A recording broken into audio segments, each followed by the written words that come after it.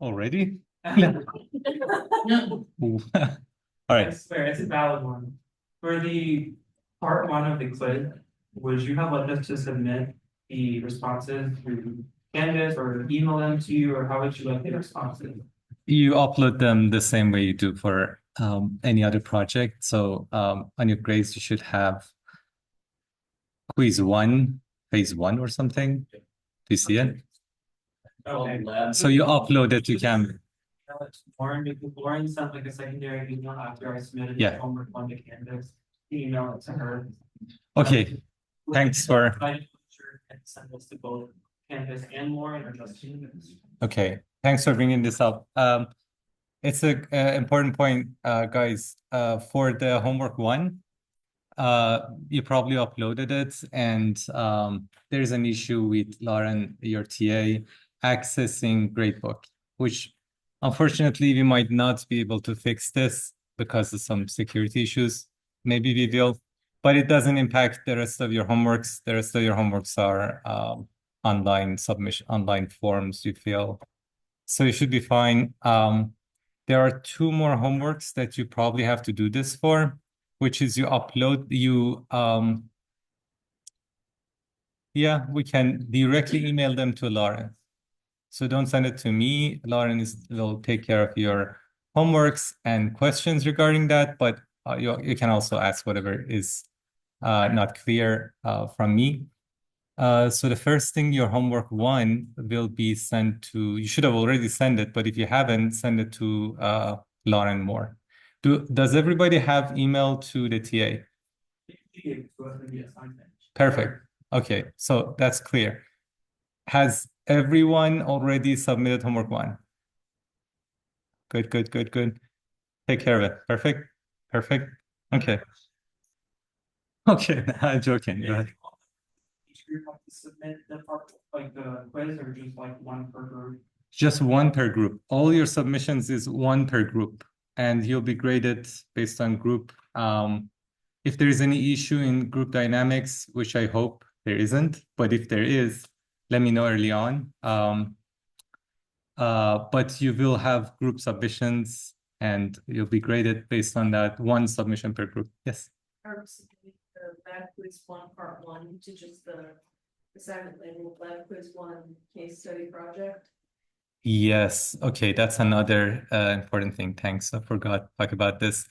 You probably submit this next one the same way, phase two next week. And I've heard it apparently for some reason deletes. The first one. So submit them both, merge your PDF, because in the end, I want to have all your faces. Right, so submit the first one this week, submit both of them next week, submit all three the week. Yes. Got it. Perfect. Yeah, she's on top of it. Any other questions regarding homework, projects, quizzes, groups, last session? How was your weekend? Great. How was yours? Pretty good, thank you for asking. Yeah. Everybody is relaxed and rested and ready. Is that? Yeah. No? Okay. Too much fun. What are you guys doing? That's all right. Today, yeah, you spend a long weekend, or it's all right. A long Monday. Yeah, I know. But yeah, so this class is on an evening time. I know on Monday, which is a perfect day, but great contents, I guess that helps. Structures. But yeah. Today, what you're gonna do is we're gonna go over our third lecture, which is the loading, which is an important one. But the last 30 minutes of the class, we will go over your project one. So your quiz one. So probably the best way is to come down here and we go over your submission. The submission is due tonight at, is 10 good? 10 p.m.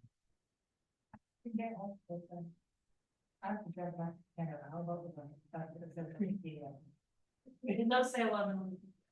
Okay, by midnight. You drive back to Canada after this? That's amazing. Good road trip. I know you were in Canada, but I didn't know you go back. All right. So by midnight, because of what's your name? Maya's condition. 12 p.m. 12 a.m. Any other questions regarding submissions? All good?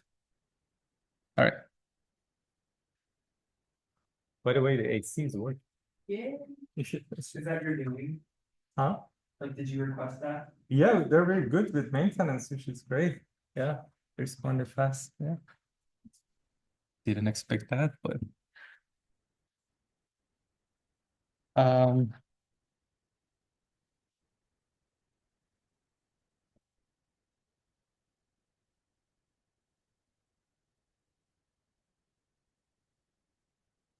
all right. 2, 4, 6.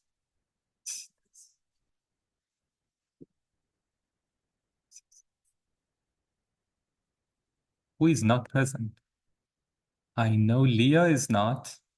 Okay. She's sick. Okay. Who else is missing? Who is missing a team partner? Who is missing? Oh, Leah. Lydia and What is the other name? Lydia Polis. Lilia? Lydia. Lilia. Okay. Lydia. Lydia. Okay. And I didn't hear from Lydia. Is she coming or is there a she's ill too? All right. All right. All right. Let's start. So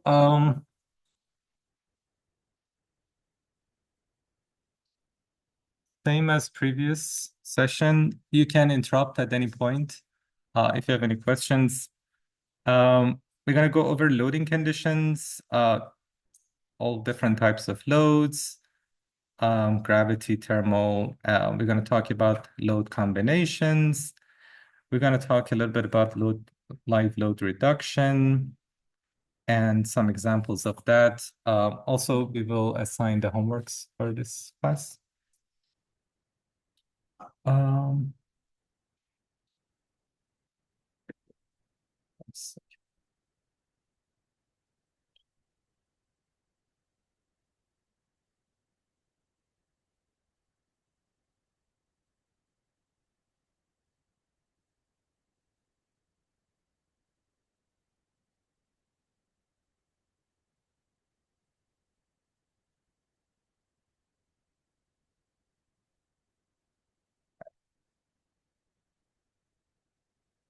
So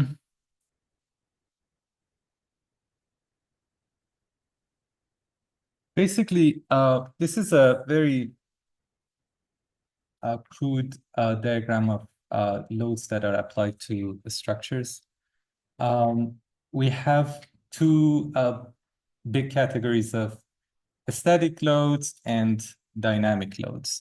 So first of all, the terminology, I like to use loading because it refers to environmental loads that are applied to the system. And these environmental loads create internal forces, right? So, but it's interchangeably used in the textbook and literature. But the general idea is you have a structure, let's say a simple portal frame. This is an environmental load. This structure deforms, right? Because of this deformation, there will be stresses. The stresses will develop in the structure, and those resist this through creating deformations. So the load deforms the structure and creates internal forces, which resist to keep it in the same shape, resist those loads. This is very simple, intuitive concept, but this is important as we move forward Let's say the load P applies to the structure. This is a beam, so it bends. Let's imagine it's a simple beam, which is not here. We have fixed connections, but let's imagine this. This load creates this deformation. There will be bending moment. If we cut it from here, there will be bending moment and the shear force. Remember from structures? Moment M, shear V. So at any point in this, there is the forces emerge because of that deformation, an external load. And these vary across the beam lengths, which means, as you remember, for example, for this loading, shear changes like this. And then moment, we have zero moment at two ends. We have moments triangle, right? If we have, let's say, a beam under distributed loading, the shear is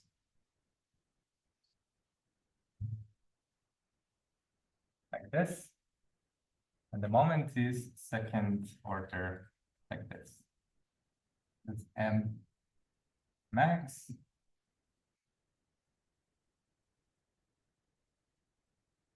Remember from statics.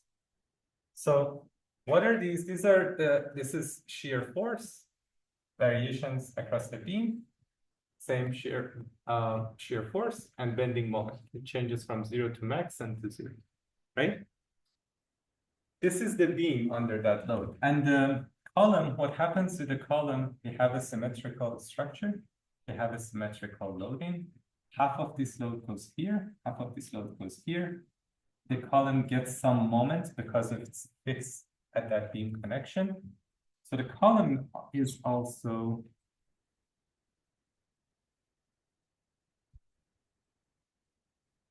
this force, which is transferred to column, is axial load. It also has a bending moment. So we have axial load and bending moment. This bending moment bends this column this way, right? If we had a lateral force, we had shear in this too to resist that shear, right? So why this is important is that basically now we are talking about what kind of loads are applied to the structure.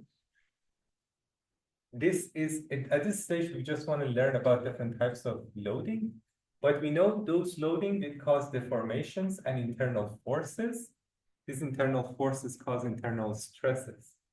And based on what material this structure is made of, the amount of force and stresses, let's say M max, causes stresses in that beam. So we calculate maximum stresses. This should be less than capacity of that element. This is the design side. So we load the structure, analyze the structure, find the maximum loading, which is caused inside the structure. That maximum loading causes internal stresses in those elements. And we compare that to capacity, which comes from codes and material information. Called them characteristic capacity of the material, right? Allowable stresses, things like that. The code also gives us instructions on how to apply these loads. What is the magnitude? How to apply them. So the code exists here where we load them. The analysis is mathematical methods we have to analyze it. We figure out what kind of stresses and forces emerge in the structure. We compare that to the capacity, which comes from codes based on whether it's steel, whether it's wood, whether it's concrete. So analysis and design. So at this stage, it becomes very clear that we should actually know what kind of loads are applied to any form of structure. We have a range of loading, which is applied to different types of structures. One category is the static forces, the other is dynamic forces. What is the static force? You guys know this. What is it? Somebody? Is a force with a chain of going there, like the way that your ceiling tiles or something like that on the structure. Yeah. So static, as it implies, the magnitude and the location of application doesn't change. Exactly. So we have this category of static forces. Light load, dead load, settlement, thermal, which are different types. And we have dynamic forces. By comparison, dynamic forces change with time, both their magnitude, direction, and location of application, right? What are the different types of dynamic forces? Say it. Earthquakes. Earthquake is dynamic. That's important. Earthquake, first of all, what is earthquake loading? What is earthquake? What is an earthquake? What is earthquake force? Lateral, yeah, This. lateral, yeah. Yeah, so lateral what? So there will be an earthquake that the tectonic plates at certain depths in the soil creates vibration, and this wave propagates in soil. And here's your building and its foundation. It gets here, it shakes the foundation. So the reality is there is no earthquake force. There's acceleration of the ground, transfers to foundation, and this transfers to every wave at every floor. Basically, there is no external loading. Because of their mass, the acceleration transfers and creates this force. Back and forth. We also have up and down component in earthquake. So because and it changes if we draw the acceleration, this with time, we have this. Sorry, this is making squeaky. We see the acceleration changes with time. There's maximum acceleration somewhere, right? So this amount of forces change. And because there are multiple degrees of freedom, this has different impact. It can resonate, it can create significantly higher force in the structure. What is the other dynamic force? Wind. So what is wind load? The air. How you're going. Exactly. It's a pressure.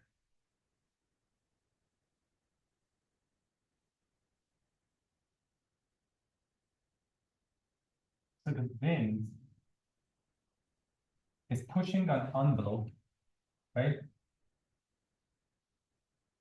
And this pressure is real force. It's pushing on the envelope, and this transfers, and the columns take this load and transfer it to your floor plates, and your floor plates transfer it to your bracing system.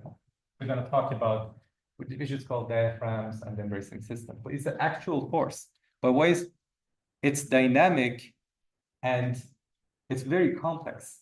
We're going to talk about loading next session, but basically the wind blows, it's fluid dynamics. It creates pressure on this side, it creates suction on this side, depending on the slope. It creates suction on this side, and sometimes both suction and compression, depending on the geometry of your roof. And on the sides also, it creates suction. This is the plan view. So very complicated loading, and also it's not uniform loading. If you look at it in height, it changes like this, something like from 0 to. So it actually changes with height, changes with time, changes with direction, and also geometry of your structure significantly impacts it, right? So it's very complicated loading. How do we actually design with this? We overly simplify it. We simplify this with methods of, on a conservative way, through significant testing We have simplified methods to design this. But as you will get to it, for let's say high-rise buildings, you can't use simplified ways. So they actually dynamically simulate wind with a method called computational fluid dynamics, CFD, and see the impact of that simulation on the structure. So you see the impact of fluid with the structure. So very complicated, but the way the codes helps us gives us some directions for one to two-story buildings. It's very simplified. We have some sort of predefined numbers that we can extract from tables. That's what is happening. We have impact load as dynamic force. Why is impact dynamic? What is impact load? What? It's unpredictable, you weren't expecting it. What is it? It's building. Yes, that's one. Yeah, obviously. A car hits into like a lower level of a building, right? Yeah. What else is an impact?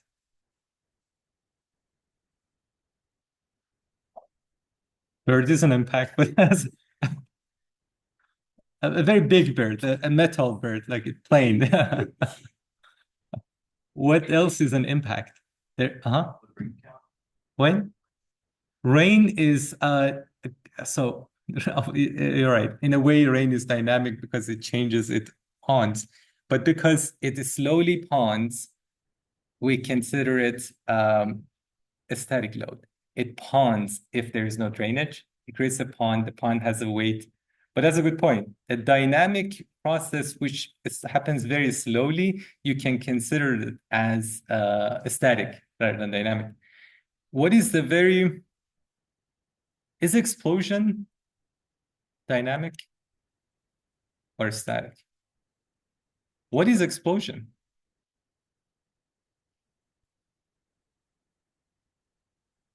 Explosion has some impact on buildings, right? It can, obviously. What is it?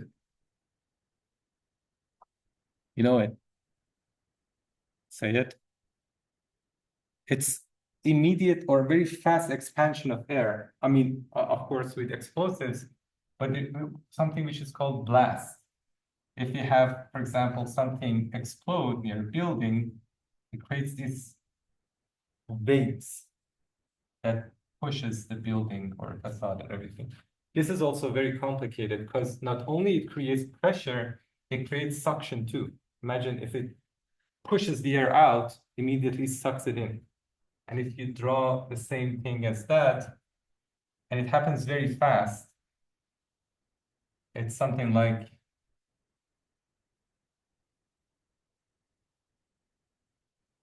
so you see it goes to maximum pressure in a very short period of time from 0, and then it goes down, but it also goes to negative, which means it sucks the air back. So it can significantly impact if the structure is vulnerable. So that's why impact is also dynamic, because it happens in a very short period of time, right? Okay, settlement and thermal. Does anybody know what thermal load is? We're going to talk about it today. What is thermal load on a structure? Why is thermal important?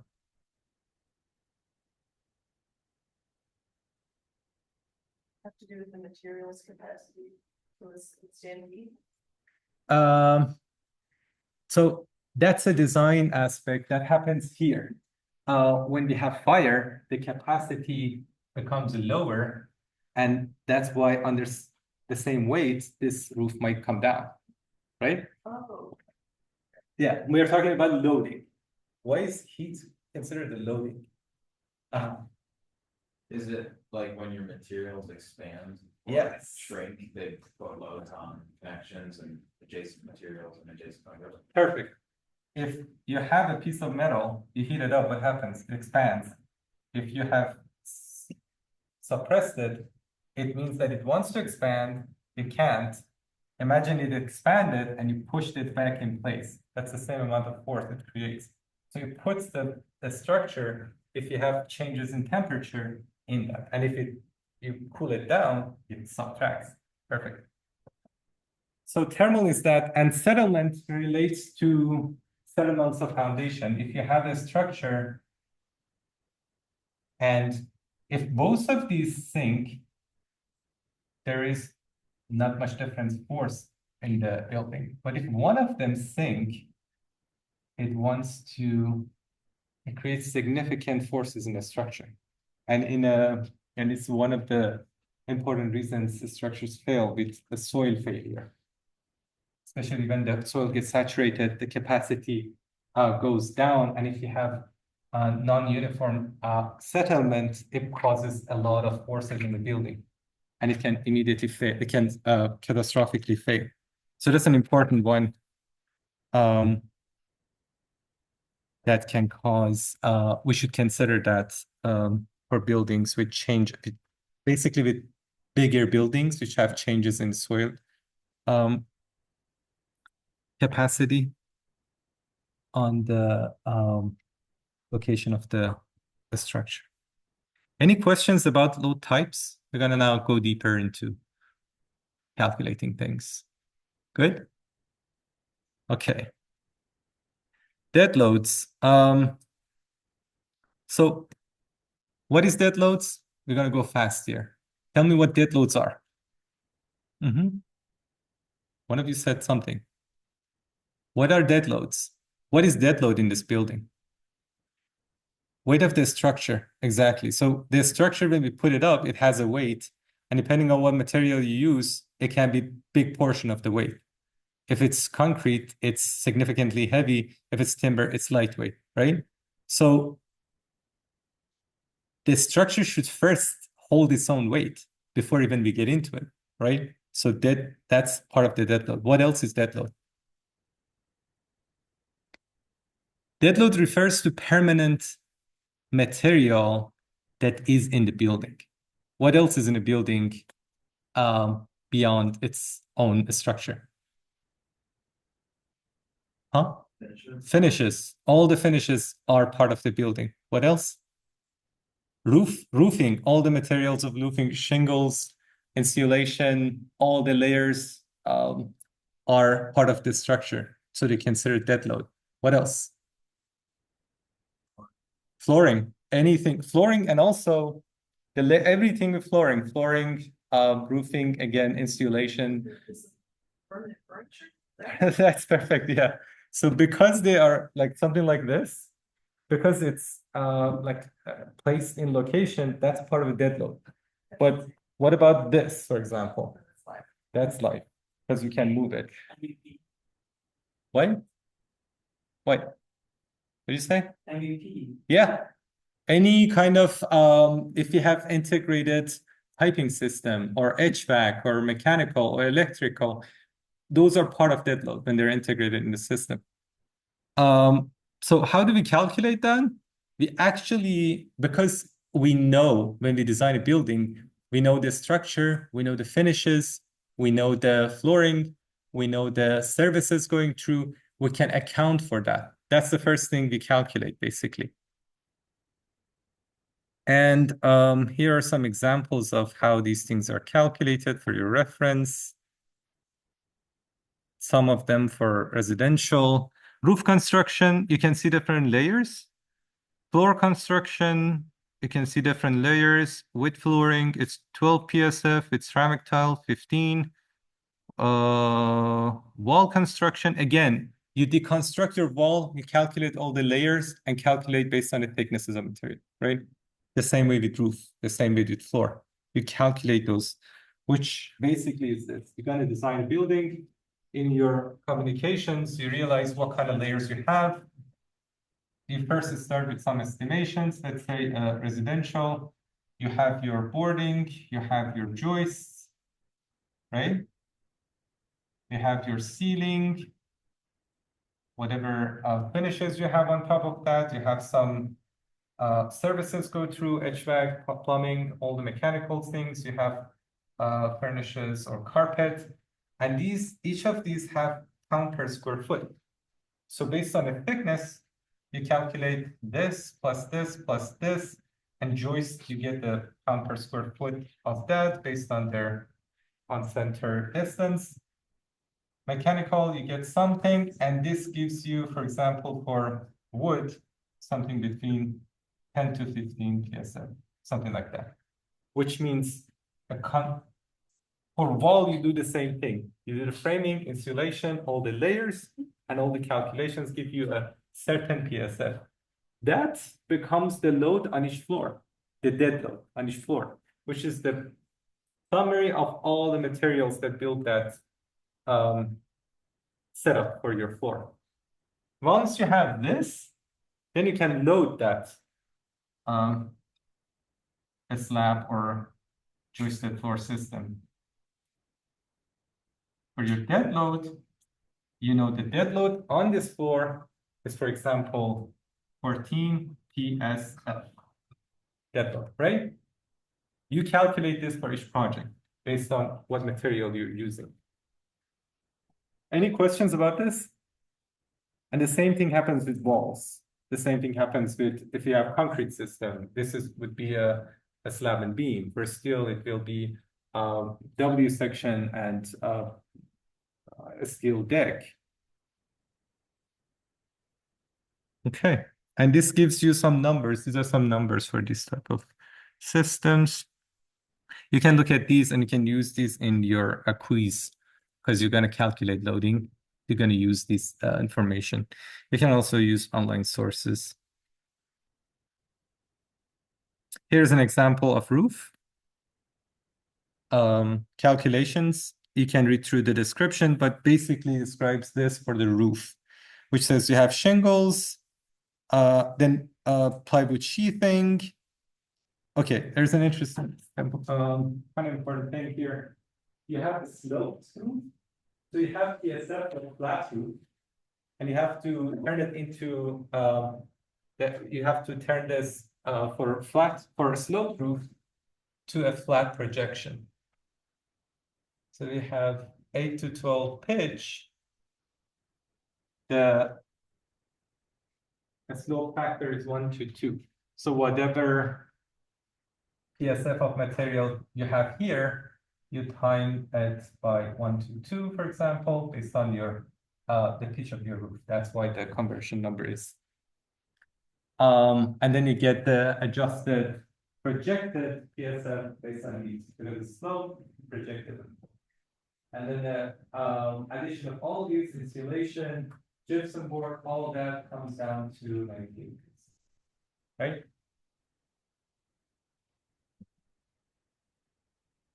Okay. And you can see that shingles are part of a heavy part, insulation, part of a heavy part.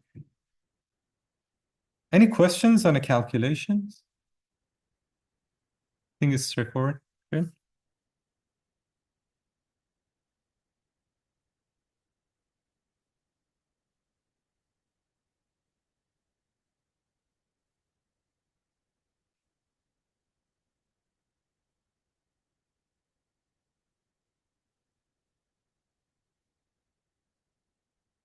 So for example, this is a calculation for a floor system, which is concrete or a steel deck, which you see the same process.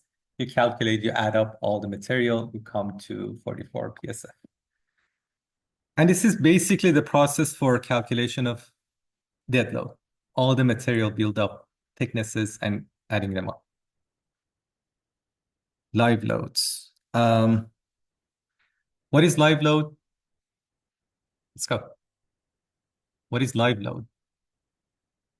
Self-explanatory. What is it? Moving parts. What else? People. Any form of occupation, occupancy. So and immediately you think about, so it should differ based on the building type, right? Because we have whether it's a school, whether it's a residential, whether it's an industrial. So live load is mainly what the weight of people occupying that building would cause. And as you think about it, buildings are to occupy, like servicing people, right? So that's an important aspect, and it's a larger number. And it directly depends on the type of occupancy, the importance of the building and things like this. And basically how much damage it can cause in terms of casualties, and how many people will occupy per square foot of that building. And you can see residential apartments, 40 PSF, corridors, 100 PSF, second floors, 30 PSF, roofs, 20 PSF. So dead load was, for example, for a wood structure, 14 PSF. Now you see we are in the order of 30 or 40 PSF. Corridors are 100. Why are corridors such a big number? Yeah. Fire, everyone's gonna run into the corridors. Yeah, it's an exiting at the egress. You need to make sure people get out, but also by definition, corridors, more people are basically using them, right? But that's an important factor in terms of emergency. That should be designed for a larger number, which makes sense. People rush from rooms to corridors, right? So things like this, and these are all calculated based on statistical models. They figure out how different types of occupancies in a very conservative way need loading, right? So they're coming from those type of statistics. Garages, libraries, retail stores, 100, manufacturing and light industrial is 125 to 250. So this is an important aspect. When you think about buildings and reusing existing buildings, one of the important aspects is to think about what type of occupancy change you have, because it's a bigger number at significantly larger dead load. And that's why you can see in adaptive reuse, it's fairly easy to change like an office building into residential, light industrial to residential. We're going from order of 150 to 40. So you already have that capacity built in. But of course, there are different aspects. You have to think about the deterioration based on the lifespan of that building. So retrofitting measures, all that.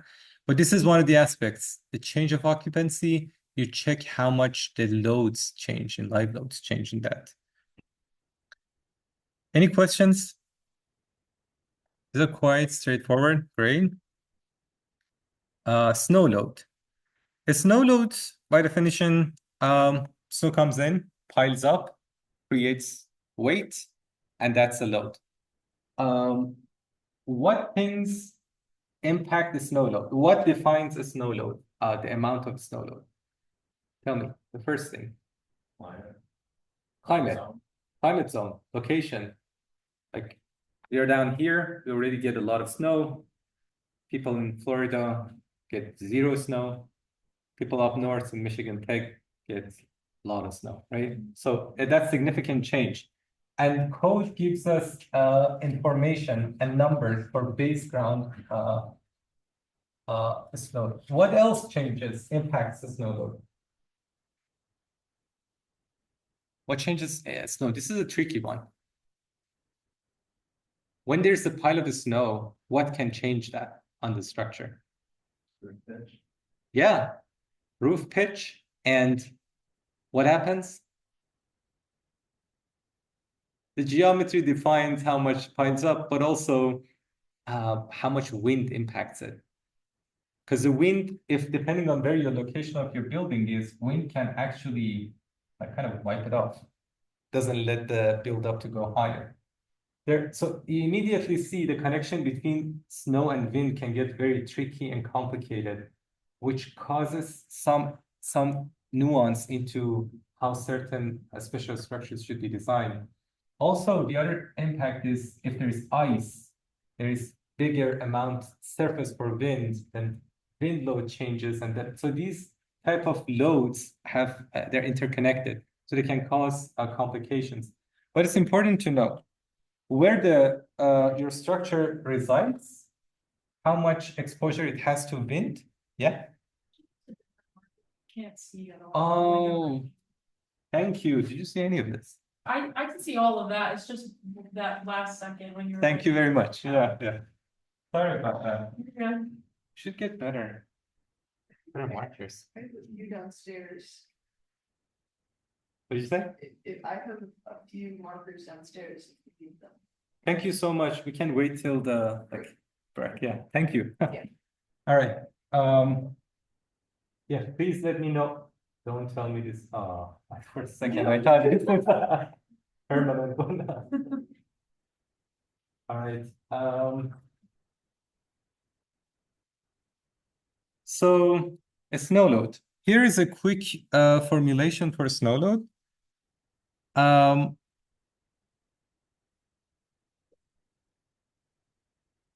What is it?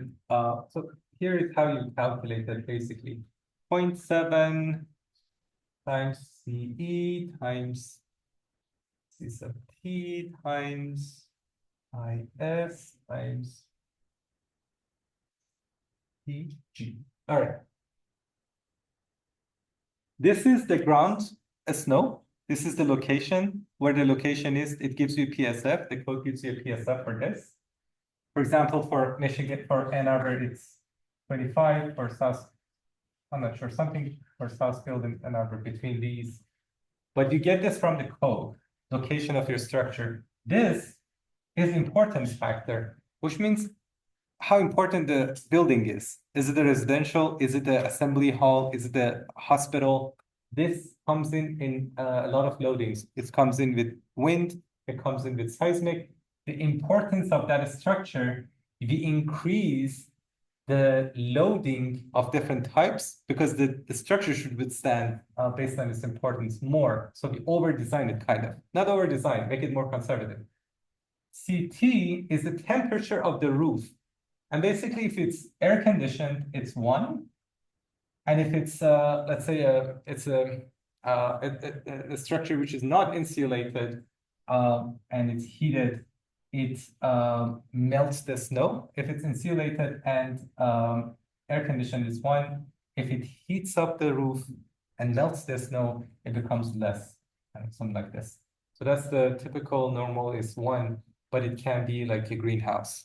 It melts the snow on the roof, so it doesn't let it build up. CE is the terrain.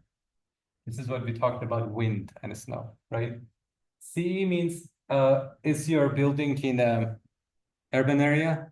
It has like if it's surrounded by it has reduced exposure to wind, that number will be lower. But if it's an open air space, if it's enclosed, it doesn't let the wind to wipe off the snow, so it's higher. It builds up more.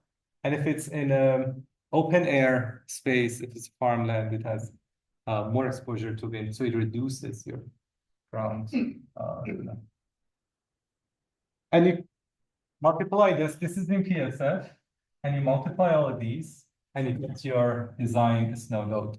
And again, at this time, you have a vertical PSF on the roof of your structure. You can apply it here and go all the way to here, right? So this is about snow. Any questions? Good. Here's an example of a snow load calculation. The ground floor snow is 40 PSF, CE 0.9, CT1, importance factor 1, and it gives us 25.2 PSF, which is our design snow load. Also, I put this here. It's a website by ATC that gives you the ground floor snow. So you don't have to check the codes. These are different versions of ASC, American Society of Civil Engineers, 2005, 10, and 2016. 2022 is now out. And we have the ground snow load for the location. You put the location, you get snow, you also get wind and tornadoes. But all these can be, you can get these from the code. So in code, you have these diagrams of the different states with these numbers. These contours show the ground for snow. So for example, here in this region, in 25 region. Also, we have, there's Florida, you see Texas with zero snow. All right, this is the complications that we talked about. The roof that you brought up can have the snow fall down and pile up underneath. So if you have these geometries, we have these conditions. It's called surcharge. So for example, a dome that the wind blows off the snow on this side and piles it up on the back. And then there's a condition that we can have more piling of the snow than the design load of the snow. Then that can be point of failure. It's not designed for that. And this can be significant pileup, and you probably have seen these different locations. But in heavier snow locations with a higher level of snow, this can be catastrophic. This can go up to 3 times. Imagine up north with 100 PSF. That can be triple the design load. And even if you had like a factor safety of 2, that those joists can fail. So it's important to consider these issues, and the code gives you some instructions how to estimate this kind of piles up. But it's important to know geometry also is important, and how you should think about different scenarios. It's not just putting the load on. You should have these ideas around how wind behaves around your structure. We talked about this earthquake load. We're going to talk about it more in lecture 5 and 6. Also, wind load is for our the topic for our next session. Maybe one important thing is the wind load can, in the regions where we have higher seismicity, like in California, the earthquake loading becomes governing in design of a building. But for high rises, you can see how wind can become more important even than seismic loading. So again, the type of structure, the type of location, the geometry of the structure, the complications with seismic and wind can come up and become significantly important in our design. We talked about impact load, thermal and temperature. We're going to talk about that more, but basically accommodating some aspects of expansion in the structure is important. You usually don't see this causing problem because for smaller structures, the changes in temperature and expansions and contractions is kind of accommodated within the tolerances of your connections. So you don't see the impact of restraint that causes further forces inside the structure. Creep. What is creep? Does anybody know what creep is? Yeah, what is it? It's deflection over a long period of time as a result of sustained loading. Yes, that's a perfect description. What materials do that? Concrete do that? Yeah, concrete is the famous one for that. There's one other material that does that. I mean, yeah, there are a lot, but there's one. Yes, steel. Steel has relaxation, which is different way, but wood has that property. Steel has relaxation, but first of all, perfect. Yes, creep is, you have that beam, you have the same amount of load, but in a couple of years, it deflects more. It's because of the changes in microstructure of the material. And wood the same, you have certain force on it, but as time passes, it changes, it deforms under that load. And you have to consider that both in terms of serviceability, but also the capacity of the member decreases. So that's part of your design up here. You have calculated the load. One is check on strengths. The other check on design is our deformation, which is serviceability. This is a strength, this is a stiffness. And one last one. What is it? We have 3 S's. What is the last one for design? Stability. So creep impacts this and this.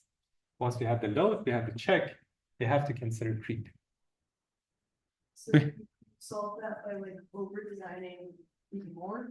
There's it's always the game of like over design for this, over design for that. Is this just another piece of like, okay, just over design? So maybe I should rephrase this. These are not over designed. These are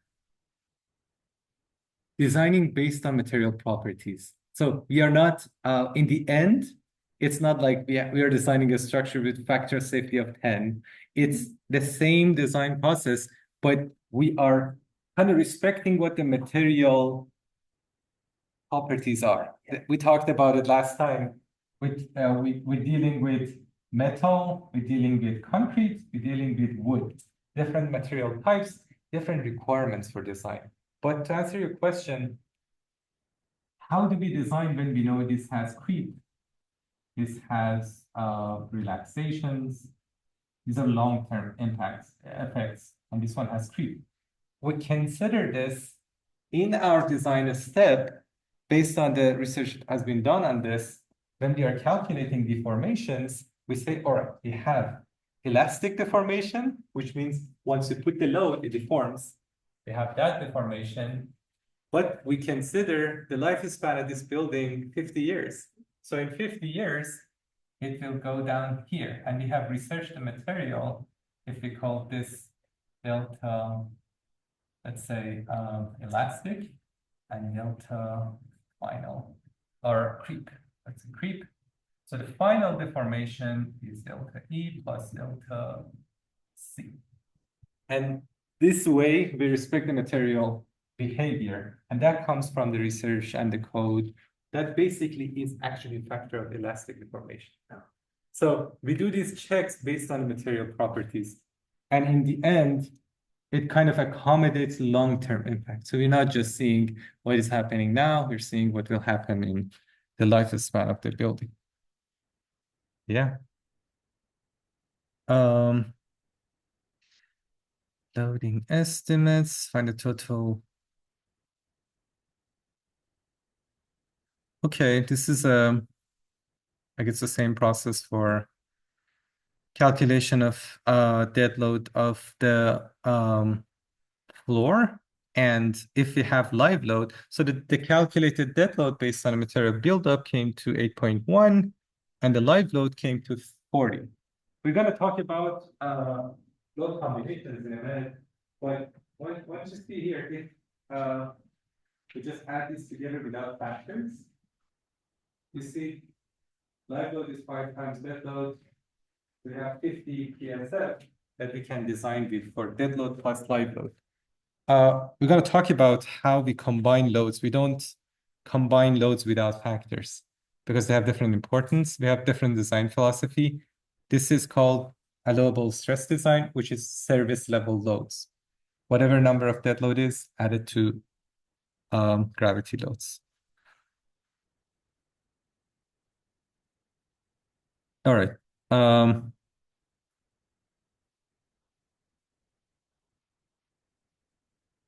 One-way systems. This is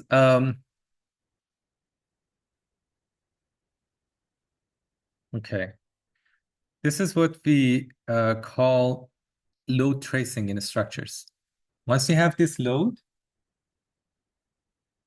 how is this load distributed in the structure? We call this load trace. So the first step is what the load is. Second is how this load distributes from the beam, from the floors, to the columns, from the columns, to the foundation, from foundation to the soil, right? So that's called load tracing. And basically we look at the loaded structure, we analyze it, whether by hand or by software. We see how the load is distributed all the way down to the floor.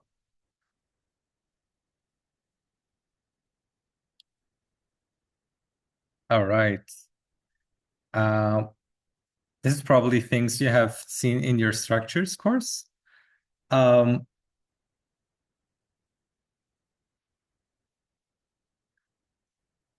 This is a joisted floor on beams, and the beams are taking the load to columns.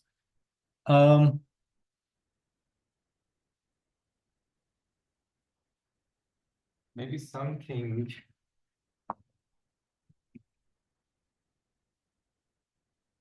There might be a spray right there. This one?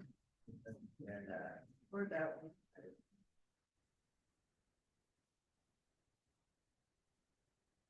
Ooh, it's too much.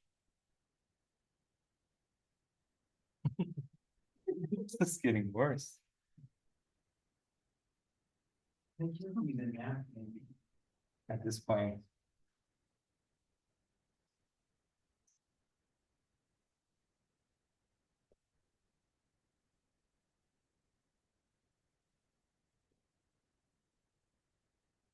Let's see, can let it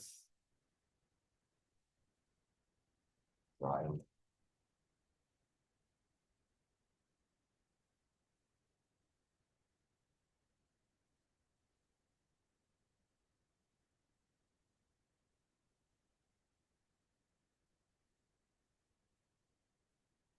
All right. So a system like this, right? Joisted floor. We have plywood or boarding sitting on top of wooden joists. The boarding takes the load, right? We're standing on top of the slab here. We're standing on top of the boarding. The boarding as a kind of a slab, one-way slab, takes this load that we calculated, the load plus live load or any factored load, distributes it between these joists. There's an important concept called tributary area. You're familiar with this, which means what portion of this surface of this boarding takes this load to this joist. That becomes the tributary area of this joist, right?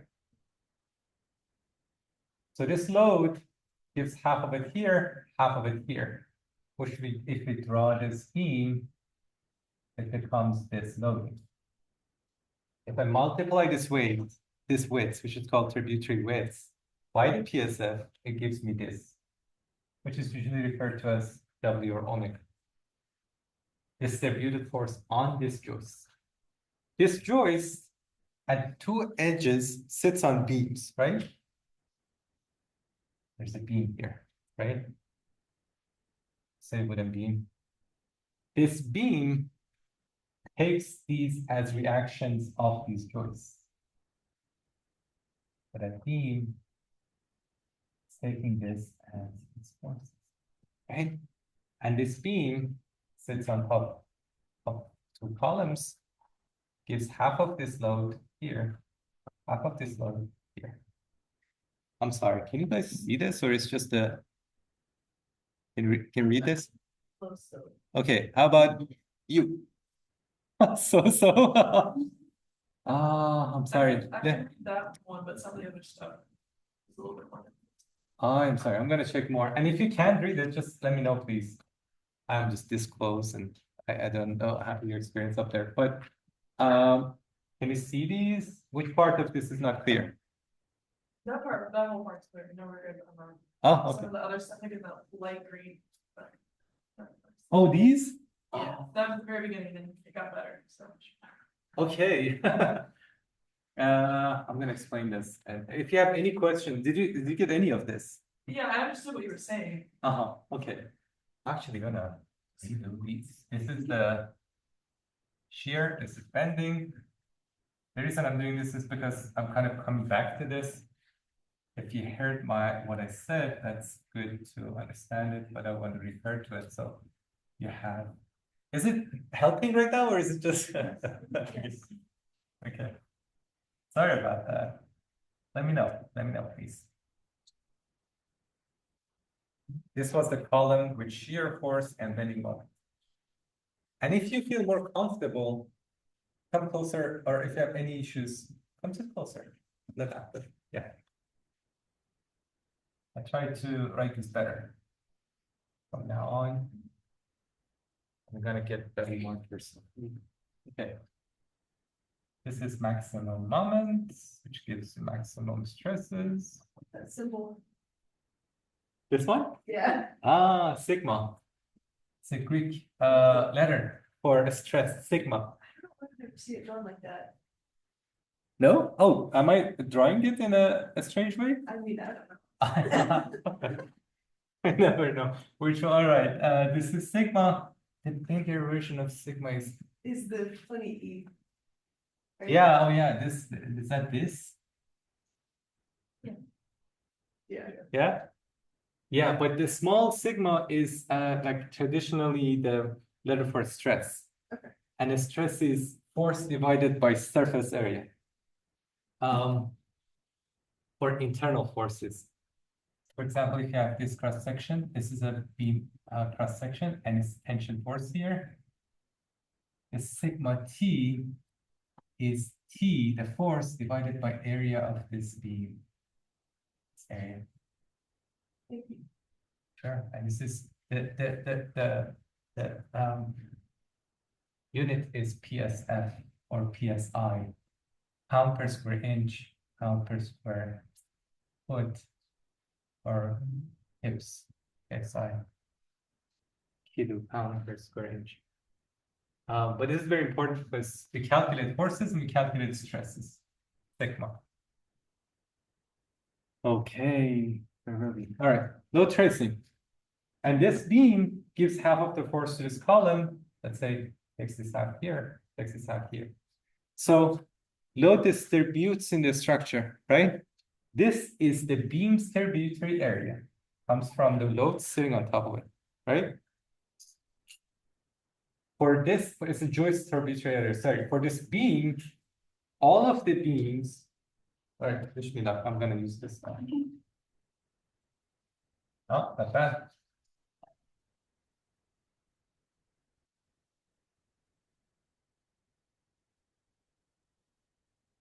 All right. So if I look at this from above, we have columns, right? If these are the beams on two sides, and we have joists, right? The joists. This is the, for this joist, half of this is bad and half of this is bad. This is a tributary area of this joist. For this beam, all of these joists are going this way. Half of them sit here, like half of the load goes here, half of the load goes here into these. So for this beam, this half of the structure is the tributary area.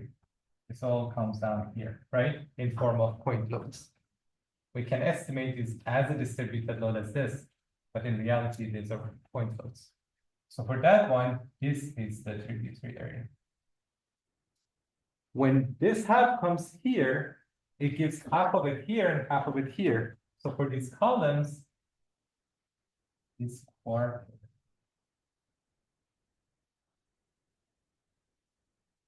is a tributary area in that floor, right? So it's very straightforward. The joists, half of the load here, the beams, half of the load here. So in terms of area, this is the joist tributary area, this is the beam's tributary area, and this is the column's tributary area. But beams are in this floor. They get the load directly from the floor. But columns run across floors. So for the column, it actually, if it's a multi-story,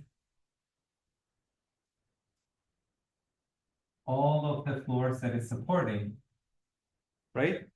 These are all tributary area of that column. This is an important concept in load takedown and also in live load reduction. This column, all of the floors are covered. So we can see if we draw the axial load for a multi-story column, it is bigger, smaller, and then smaller, which makes sense, right? It takes the load. But this is all tributary area of this column, all the floors above it, right? For this column, these two are the tributary area of this column. Now for this column, just the roof. Makes sense, right? Any questions about tributary areas? All right.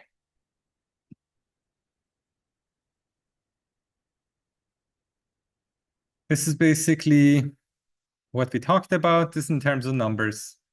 We have 20 by 20 bays, the joist, the tributary area for the joist. For the joist that you see in purple, in the middle joist, the tributary area is the tributary width, which is the on-center distance, B times 20, which B is 20 inches. And you should pay attention, use the right units. So the span is in feet. The tributary width should be in feet too. So 20 inches is 2 feet, 2 times 21 times the PSF load, which sits on top of the floor.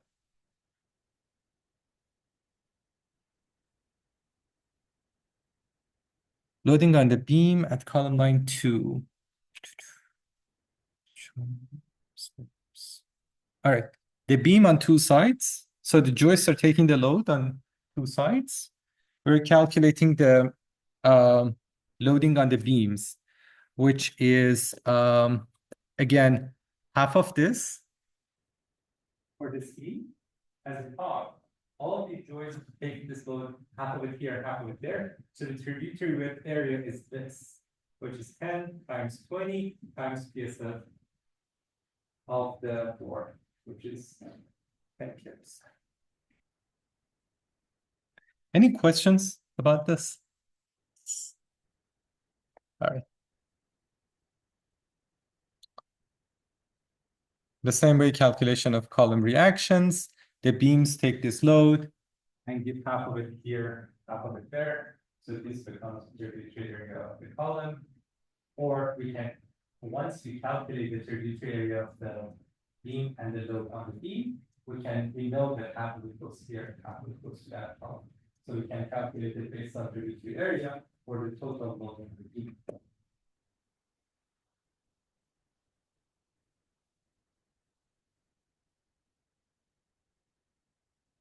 This is some nuance in terms of tributary calculations, which is not actually used really. This is when your joists are sitting on top of the beam.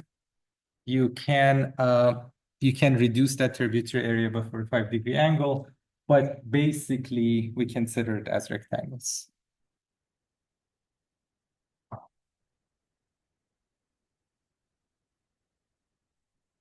The same thing.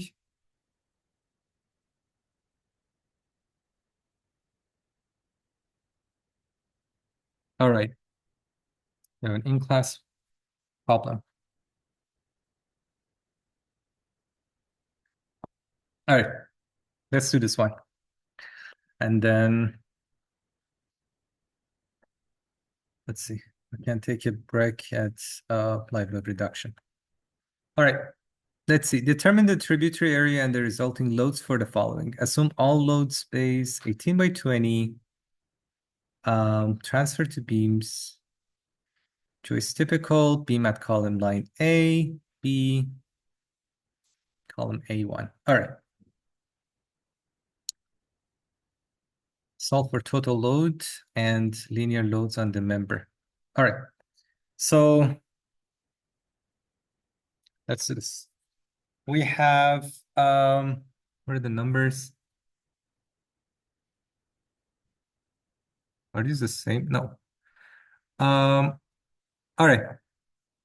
Let's say for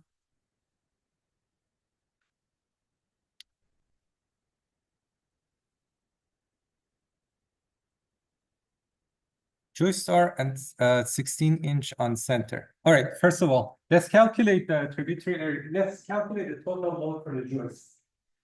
Tell me what I should do.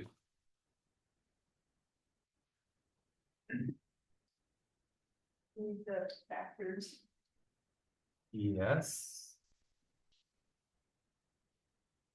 Let's, for now, just consider no factor load. Let's just go with dead plus live. So what is the loading first? What is the dead plus live load? Tell me the numbers, somebody. 10 dead load plus 40, so we have 50 PSF, right? This is the distributed load on the floor. First one for the joist. The joist, the tributary beds. What is the tributary beds? Joist.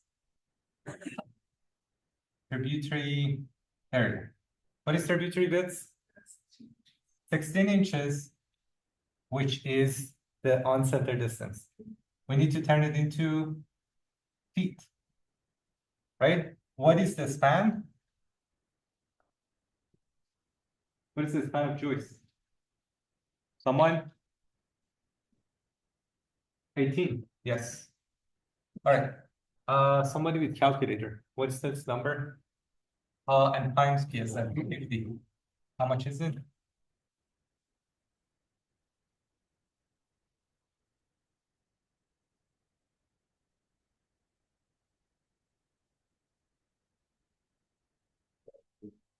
$1,200?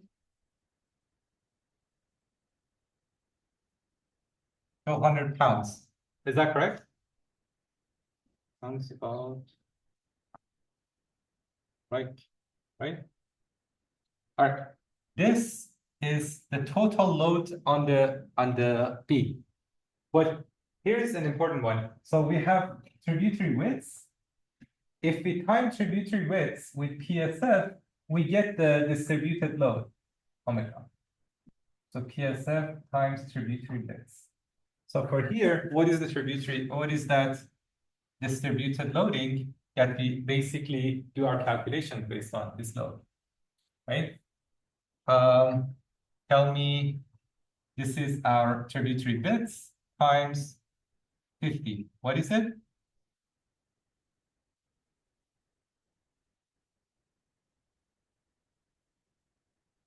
Tell me. 66? 66? And 2/3. 0.67. Yes. Yeah, correct. And this is pound per linear foot. See, pound per linear foot. So when we time PSF times width, we get pound per linear foot, which is that distributed load, right? And once we time this, the 18 feet width, the span, we get 1,200, right? We should get that. This times 18 should be 1,200. All right. This is for joists. What is the... Now let's calculate the beams here. This beam. Tell me what is the... Tell me what is the tributary area for the beam? What is the tributary width? This beam. This shows this is one way, which means half of the load goes there. The joists are running this way, right? What is the width of that tributary area? 9 feet. How much? 9. 9, yeah. 9 feet. Exactly. What's the span? 20. 20. The PSF is 50. What is this number?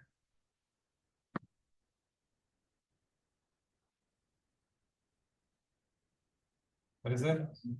Exactly. So let's find a distributed loading. What is the tributary width that I should use here? Tributary width. 9 times 50, give me PLF. All right. Have to do the check. Can you see this? Okay. All right. So we have the beam.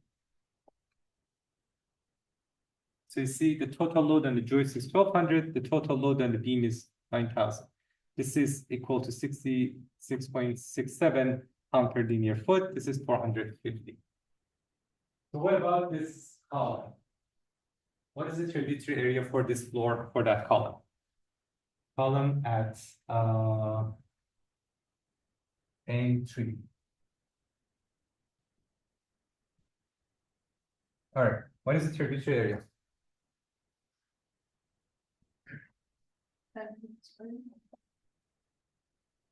Yeah, 10 times 9.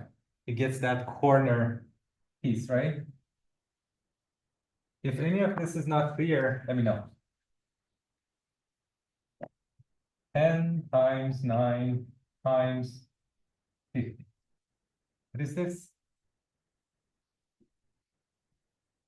that correct? All right, this is the half. So all the load that goes into this corner, right?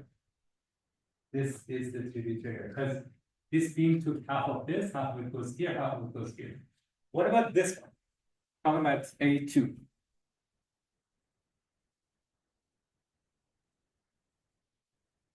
Tributary area.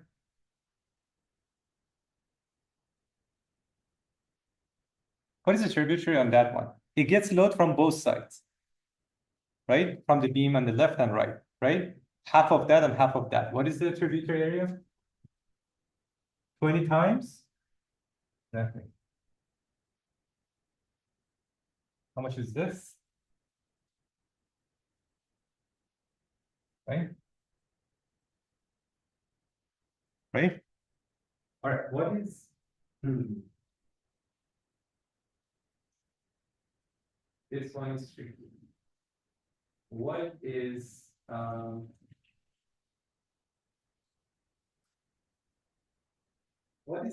this beam tributary area? This is a void, which means there is no floor, there's no there's an opening. What is the tributary area in this one? 9 times 10 plus 9 times 20. Exactly. So we have distributed load here, and we have distributed load from this side, but just this portion. For this one, this will be the tributary area because it gets load from both sides.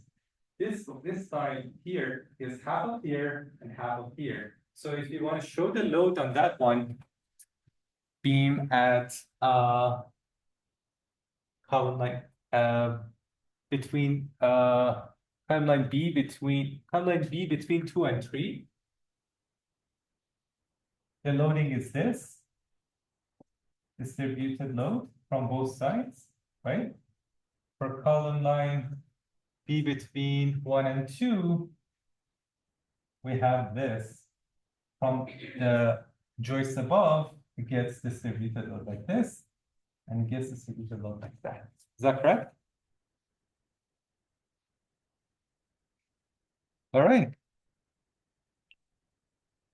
Any questions about the tributary area calculations?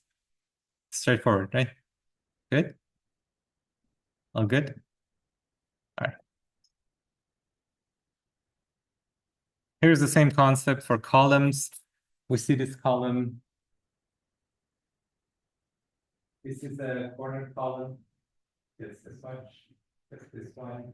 So it's from here, from here. This one is half of here, half of these two beams. The central column has its biggest tributary area on the floor. So the central columns in a grid system, the structures get the maximum load. So they should be designed for bigger sections, right? The corner columns take lower load. So by design, the axial load lower, and the edge columns getting half of the, or based on the tributary area gets smaller loads. But this does not necessarily mean these columns should be, because usually when you look at the buildings, you don't see much difference between the columns and corners or the edge columns. You don't see that much difference. It's not just economy of that unifying to connect the sections. Why do you think we have bigger sections or like the same sections on the corner on the edges in buildings? So by principle, we design the lateral loading, the diaphragm in the floor, take the lateral loading to braces. Braces take the lateral loading, majority of that. But lateral loading is actually correct in a different way. That these columns in the perimeter are holding the facade, and the facade is transferring that load if they have connections to those columns along their widths, they're actually taking part of that load to transfer it to the diaphragms up and down. So they're actually bending, for example, with wind, right? But with, for example, seismic load, the seismic load basically initiates in this bigger mass, which is the diaphragmatic part. Seismic is acceleration, there's no load. So the difference is, but wind is pressure on the building, so it can be transferred for these columns. They do take that column, and because bending has significant impact in column design, they become bigger. The other aspect actually relates to the facade, that they take the weight of the facade. And the building, the facade is sitting on it, so we actually get left with the vertical loading too. So it's not that they are actually designed for that load too. So transfer of lateral load, like wind, and also the weight of the facade is on this column. So you can see you need to consider all these types of loadings when we're designing. You're not just going with the simple gravitational force. So what we studied so far was one-way systems, which for majority of residential type of buildings you work with is actually what the floor system is. But if you use materials like concrete, you will have two-way systems. And two-way systems means they transfer loads in two directions. So if you have this is for example, concrete slab, whether it's a flat slab or a roof slab, it is transferring this load based on in two directions. So you have inside perimeter, it bends in two directions. When you have one-way system, basically the slab or the floor system bends in one direction. So it bends, gives the load to these two beams on the two edges. But when you have four-way or two-way system, it bends in two directions.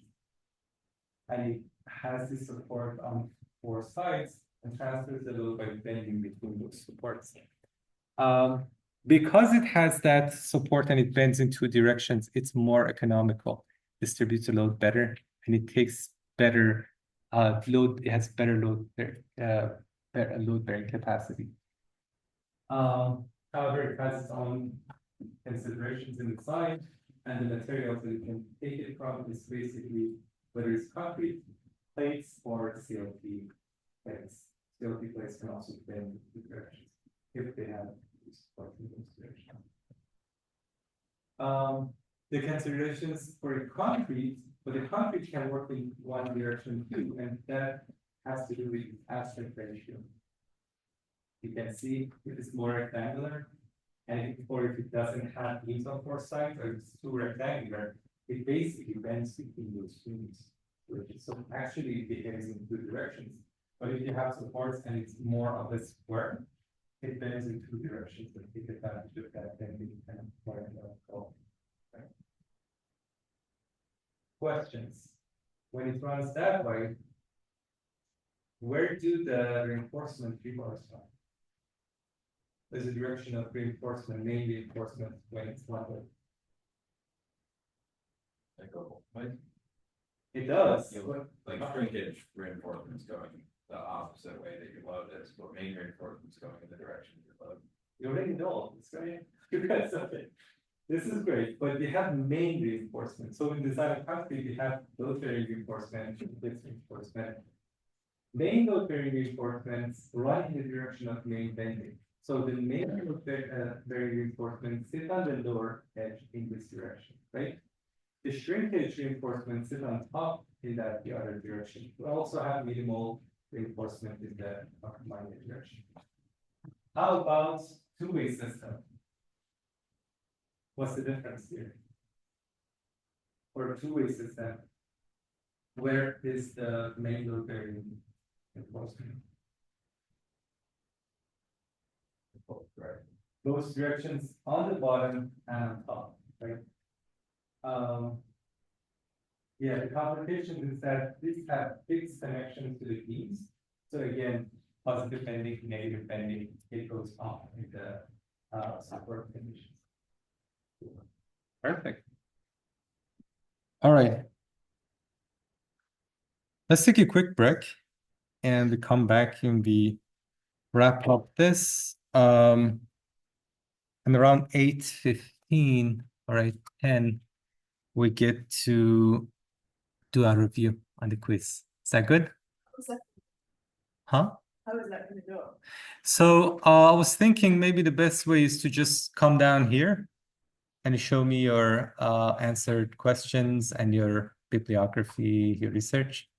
And if you have any questions, and we can talk about what would be the next step. Maybe I give an overview of that before that. Is that good? Yeah? All right, let's take a 10-minute break and come back. Be back by 7:35.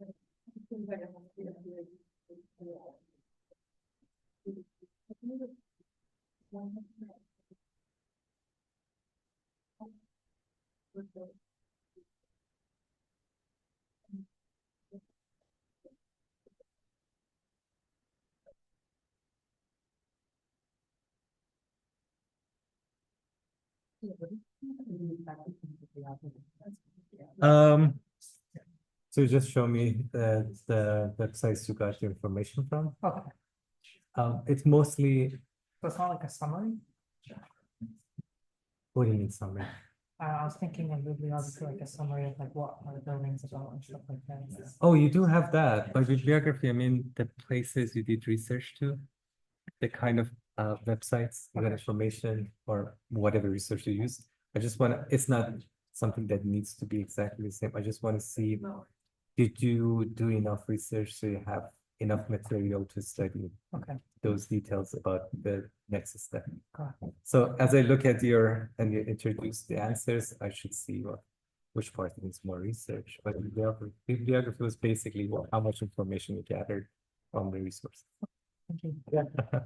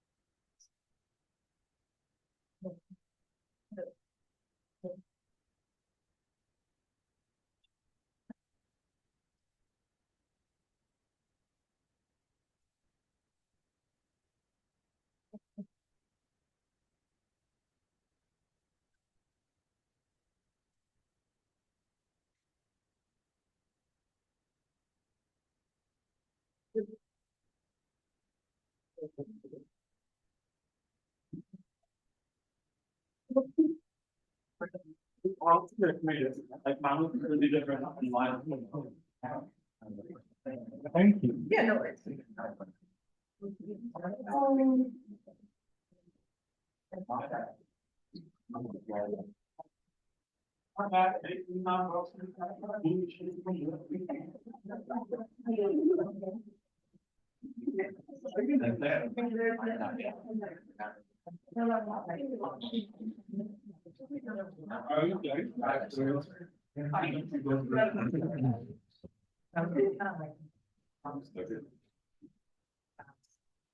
All right.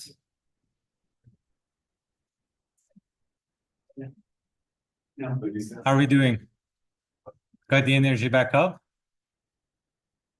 Yeah? Okay.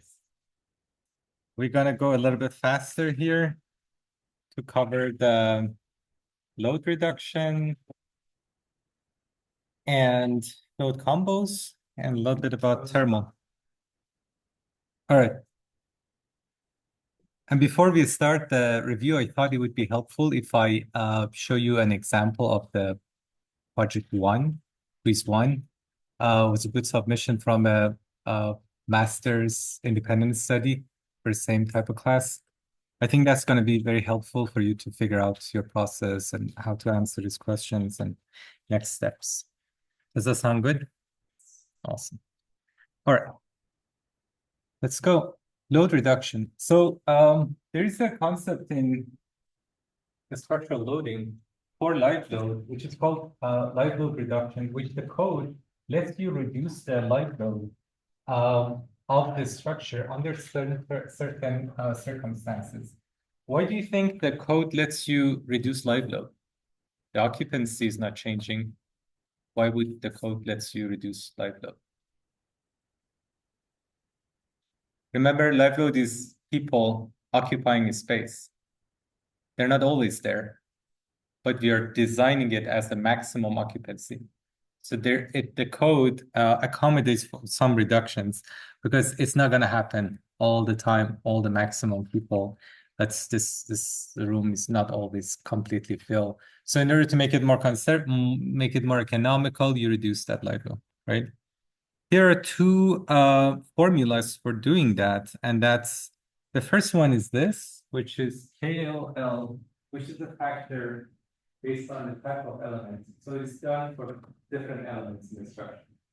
Columns, internal columns, external columns, with or without cantilever, edge columns, corner columns, with cantilever, without, so they have different numbers. This is the factor here. This is a tributary area, AT, which we talked about for columns and beams, different, right? And then we have, of course, KLL is bigger than 1, and we get it from this table. You calculate this, L0 is that live load that we read from the code. We already base live load. And this, if you take this out, you see it's 25%. And then added with some value.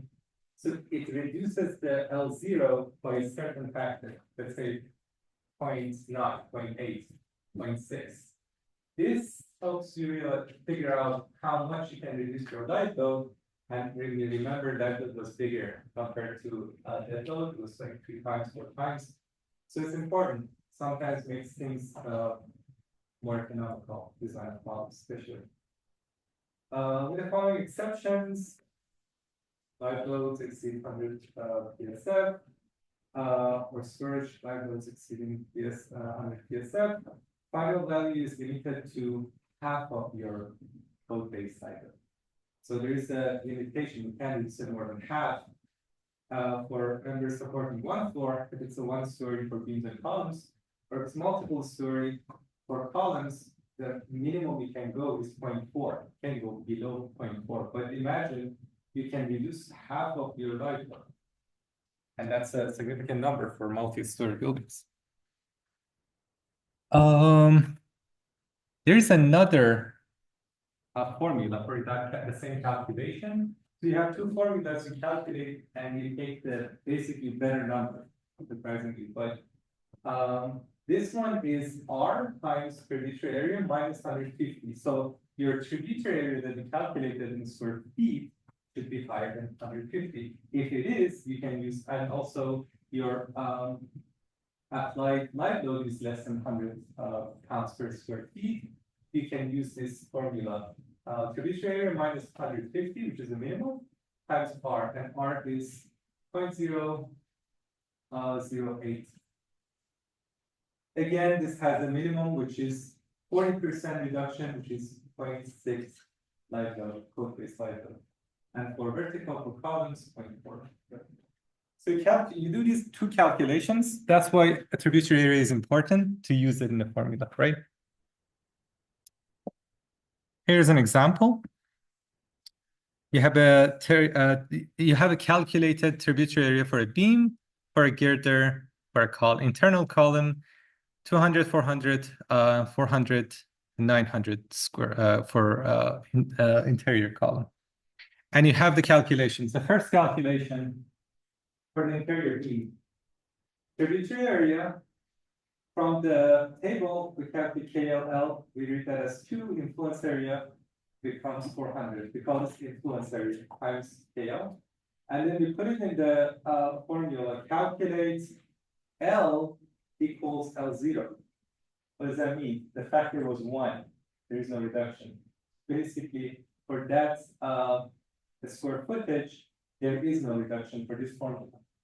Now we put it in the other formula. R 0.008 times 200 minus 150 becomes 4% reduction, which means 1 minus 4%, which is 96% of our live load. Compared to this one, you can pick the better number here. So you calculate those 2 formulas. So now I can actually reduce my live load by 4%. Interior gear there, we put the numbers in, we get 0.78 from the top, and we get 20%, which makes 80% from below. So whether I can use 80% of live load, or we take the better number, which is 0.78%. So we can reduce the live load by 78% by 22%.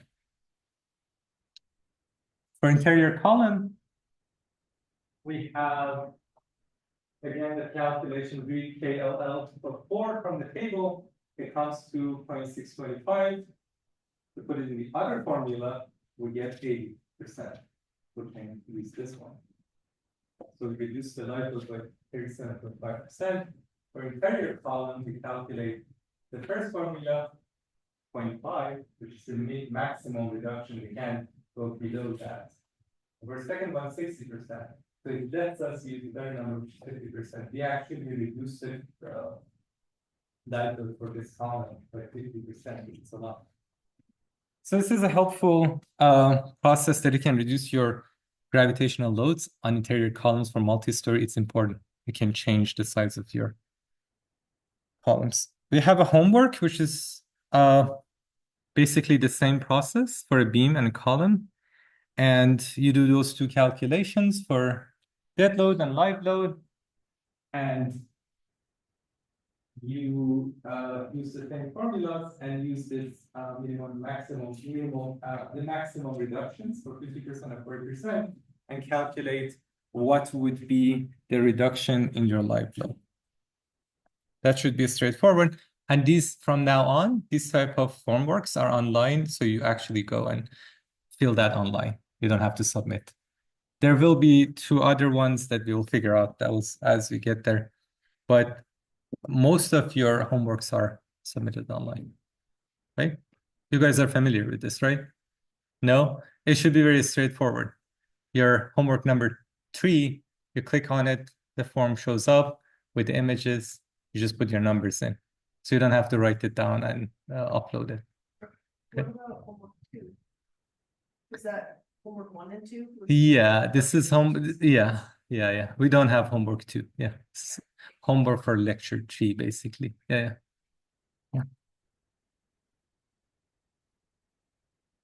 Okay.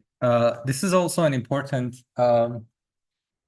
concept in loading structures. So we have different types of loads, right? We talked about dead load, light load, snow load, rain load, wind load, seismic load. These the structure doesn't take these separately. We don't design the structure for dead load and then light load. Once we are in this building, it's holding its weight. It's also holding our weight, but also wind is blowing outside of it and earthquake might happen, right? So how do we know how to combine these forces? There are two general methods of that's basically called two main ones and a couple of other ones, philosophies of design. One is ASD, allowable stress design. Can you see this? I have to check every time. You good? All right. Allowable stress design and load resistant factor design. This is now the modern way of designing buildings in wood, steel, concrete.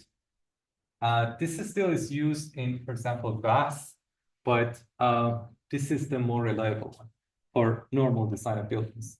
They have plastic design, they have performance-based design, but these two. The first one, we had load, right? We call these service loads, dead load, live load. They use loads, dead load, live load, add them up, calculate the stresses, and the effect of these loads should be less than the capacity of the material, which came from codes, and then apply the safety factor here. Allowable stress for that material. And this is what's the safety factor, that's 0.9, 0.8, right? So we apply the loads based on code descriptions, add them, calculate how much stress, design stress we have, maximum design stress. That should be less than allowable stress in that material times the safety factor. So the factor of safety was applied once, right? And these were considered conservative because it wanted to keep the material. Remember load displacement diagrams we drew last time? This is, for example, for steel, and this is elastic point, right? Elastic strength here. It wanted to keep the material in this elastic phase. So there is no damage in the material, it doesn't go to plastic deformations. So you can see it doesn't use majority of the capacity of the element, right? So you keep it here, and the factor of safety have applied once. But load resistant factor design is a more modern way of looking at this to say dead load can be calculated more accurately. We talked about it. You just had thicknesses of material, add them up. There was a concurrent, like you could actually calculate it more consistency, more predictions in that. So that number is more predictable. Live load changes. We don't have that capacity to it. So this can be more accurately calculated. This one less. So we need, for example, different factors for these effects. So we have 2.1, 1.2 for dead load, 1.6 for live load, because it's less reliable. These come from statistical analysis again. And then, I don't know, like for example, 0.7 for E or 1.5 for E, which is seismic load, for example. This had a factor of safety applied to loads based on their capacity of prediction. And then we calculated the effect of that in terms of maximum stresses, for example. And that should be less than, then again, we had factor of safety on allowable stress. So we had two factors of safety applied to it, but we applied in a way that it becomes sometimes more economical too. We don't treat all the loadings the same. Say, no, which loading we can actually more accurately calculate. So they need less factor of safety. The ones which are harder to predict, higher factor of safety. And then a combination of these should make sense based on what type of loading that element would have. And the effect of that should be less than allowable stress times this factor of safety. Then you can reduce this too. So a better design philosophy. This is what we do nowadays for most of materials. Any questions? Clear? Good. All right. So now, where do these numbers come from? The code. The code tells us what kind of numbers we should use. Here's an example of these. We have, so we have all these loading. We have these combinations of loads. For example, we just designed analyze the structure for 1.4 dead load, for 1.2 dead load, 1.6 live load, 0.5 roof live load, a snow load, and rain. And this or means which one is bigger, the bigger number. So you should calculate these and the bigger number comes here. And here is an important concept. That not only the value of load matters, the effect of that load matters. We're gonna talk about that. Gravity plus wind load. There is another combination again. We calculate these and figure out the bigger number. Earthquake forces, earthquake or wind. So the combinations of these you can see pop up second here. What happens? So in real life, what happens? We usually use solvers when the structure is complex, right? What does the software do? We apply these loads. The software analyzes the structure for each one, for dead load, live load, wind load. And then because they assume elastic behavior, they multiply the internal forces by these numbers and add them up for each element. Each element gets all of these load combinations, and the maximum effect comes from that. So for each element, you have all of these numbers, and the stress is caused by that for axial load, shear load, bending moments, torsion. And then the combination of these for each of those calculated, so you get the effect and checked by the capacity, and it should resist all of those. That's why, because you can imagine how many different combinations that exist. Computers are good at crunching numbers. That's why it's very, very efficient. And you check all of those use cases for each element, for each effect. Okay. Here's an example of doing load combinations by hand. And basically for 1 story, 2 story, this is done by hand to check things. Gravity loads, 1.4 dead load. So we have dead load, we have 0 live load because it's probably roof, yes. Dead load, live load, LR is roof live load. We can see, and this is the on center distance, so tributary widths of the beam. or yeah, the joist. So PSF times tributary width gives us PLF, live load, snow load, wind load, and F squared is 0. So we go to our gravity load combinations, 1.4D, 1.4D, 1.6L, 0.5 roof live load, snow or rain. Which one is bigger? Which one is bigger? Snow is bigger, right? So snow comes here, and we have 264. Gravity plus wind load has its own combinations. Calculated, again, maximum of this, snow, and we have this. Wind, okay, there's another important aspect. For dynamic forces, like wind and, this is the not good one. All right. So earthquake, we talked about dynamic forces, they happen in two directions. So we have E in this direction and also in this direction. So in load combinations, it comes as positive, negative. So for each time it shows up, we do two calculations for E. The same for wind. If wind blows in this direction, it also changes in this direction. So wind in all of those combinations will be positive, negative. That's why we talk about not just the magnitude is important, the effect is important too. Because if wind blows in this direction and you have a long structure, it causes this column into tension, this column into compression. And if you have combination of gravity load, this load minus, because of the tension, this is compression, this is tension, reduces the load in this column, increases the load in this column. So effect of that matters, tension compression. And if the wind is too much and the structure is, let's say, wooden lightweight, this column actually can go into tension with high wind.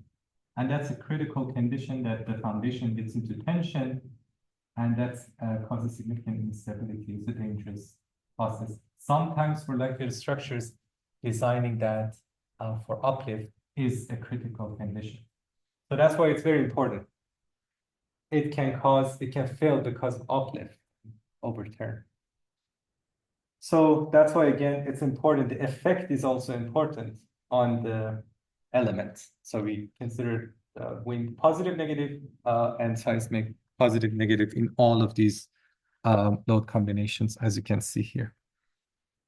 Once you calculate these, we realize, for example, for the column, for the joist, the defining number is the maximum, 529.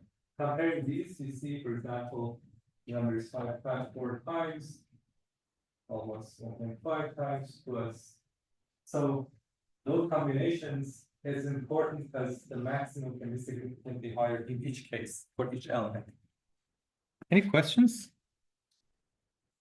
It's clear? All right. Here is what we talked about in positive, negative.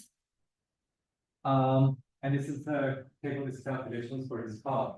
You can see the lateral load, which is probably thin, but the uplift reduces the axial load for this one, increases for this one. It wants to uplift this in this way. So when you add wind for this column, it reduces the axial load and increases the axial load for this one. This is basically interaction between lateral and vertical load. It changes, the lateral load can impact gravitational loading effect on the vertical elements. Any questions? Okay. So this is another homework. And this is calculation of load combinations based on what we discussed. And for evaluate typical interior beam for roof and floor levels, the spacing is given. Assume live load reduction factors need not be applied. So without any live load reduction, you can do calculation of IBC load combinations for this.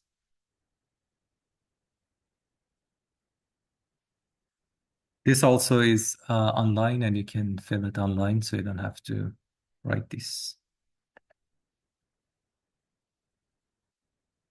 So this is an example of failure in the long span structure because of basically construction, lack of attention to construction phasing. This is a large span structure, which was, I assume it was a glulam long span structure, which failed due to not considering enough lateral stability through the process of construction. The important thing about special structures is that we have all these concepts and calculations, we simplify these approaches, but there are aspects of these that show themselves when the structure gets into long span or become lightweight or become thinner than usual. And those aspects can significantly impact the performance. The failure can happen, for example, in this case, as the arches were in place or the large glulam beams were in place, the lateral support for those beams on top of columns, girders, were not enough. The connections were not tightened enough, and not enough bolts were used because they wanted to expedite the construction process. And during the construction phase, before even the roofing was done, the structure failed, completely done. So sometimes for special structures, it's even more important to go through the construction phase simulations, which means before you put the whole structure together, you have to, there's a construction phase analysis process that you step by step calculate the capacity of the structure on its own weight and amount of wind it gets before even the cladding is on it to capture all of the wind. It still gets wind from the geometry it has and the surface area it has perpendicular to wind. So it has to be stable under that. And sometimes that defines the bracing system during the construction and also the overall structural design. And these things show themselves in the special structures, long span structures. The other thing is long span structures are more flexible and they deform larger under lateral loads or even gravitational loads. And the deformation goes beyond the normal deformations of, let's say, normal beam spans. And that deformation not only is important to be captured for serviceability, but also it changes the behavior of the structure. When very large truss system goes under significant deformation, the geometry changes to a certain degree that the type of simulation that calculates the internal forces is different. The deformations change the distribution of forces in the system, which is called large deformation. And large deformation is not just displacement, it changes the load distribution. So a more elaborate analysis is required for these systems. The other aspect that comes in special structures when they get to large span is the effects of thermal that we talked about can no longer be accommodated with fabrication tolerances. So then you have to actually design these connections for bigger deformations. That's why more complexity comes up when you work with special structures, which goes beyond the normal calculations and conditions that should be considered. Any questions about this part? Guess we talked about these. You can read through these, which explain basically what we discussed in further considerations for large span structures. We talked about thermal forces and how they impact how they should be considered as type of loading. And that's basically, as we discussed, change in temperature changes because of the expansion changes the size of the element and creates internal forces.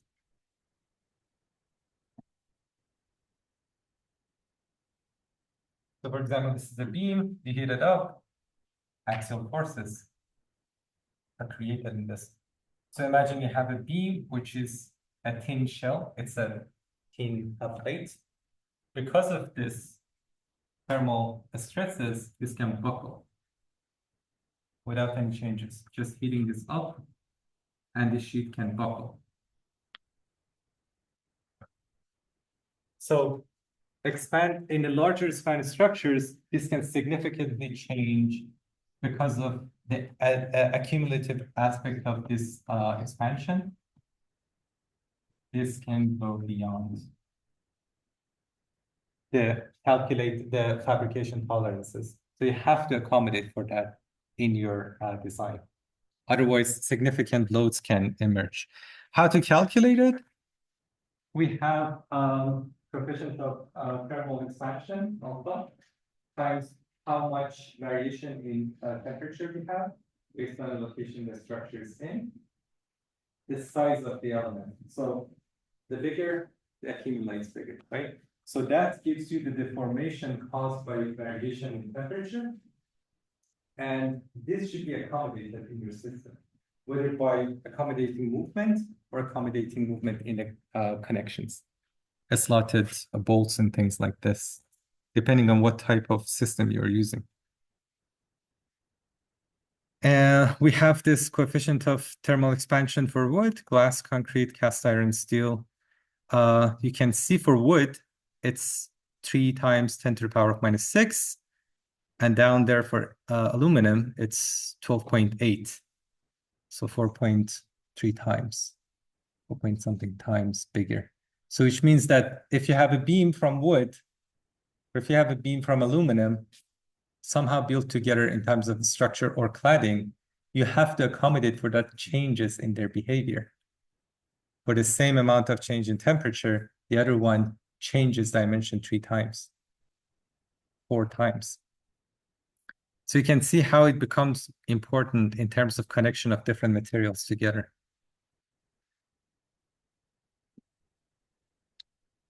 This is how you calculate the stresses. The stresses in the structure based on thermal expansion. So you have thermal expansion, because it's restrained, forces appear in this, the forces times cross-sectional area is your stresses caused by thermal expansion.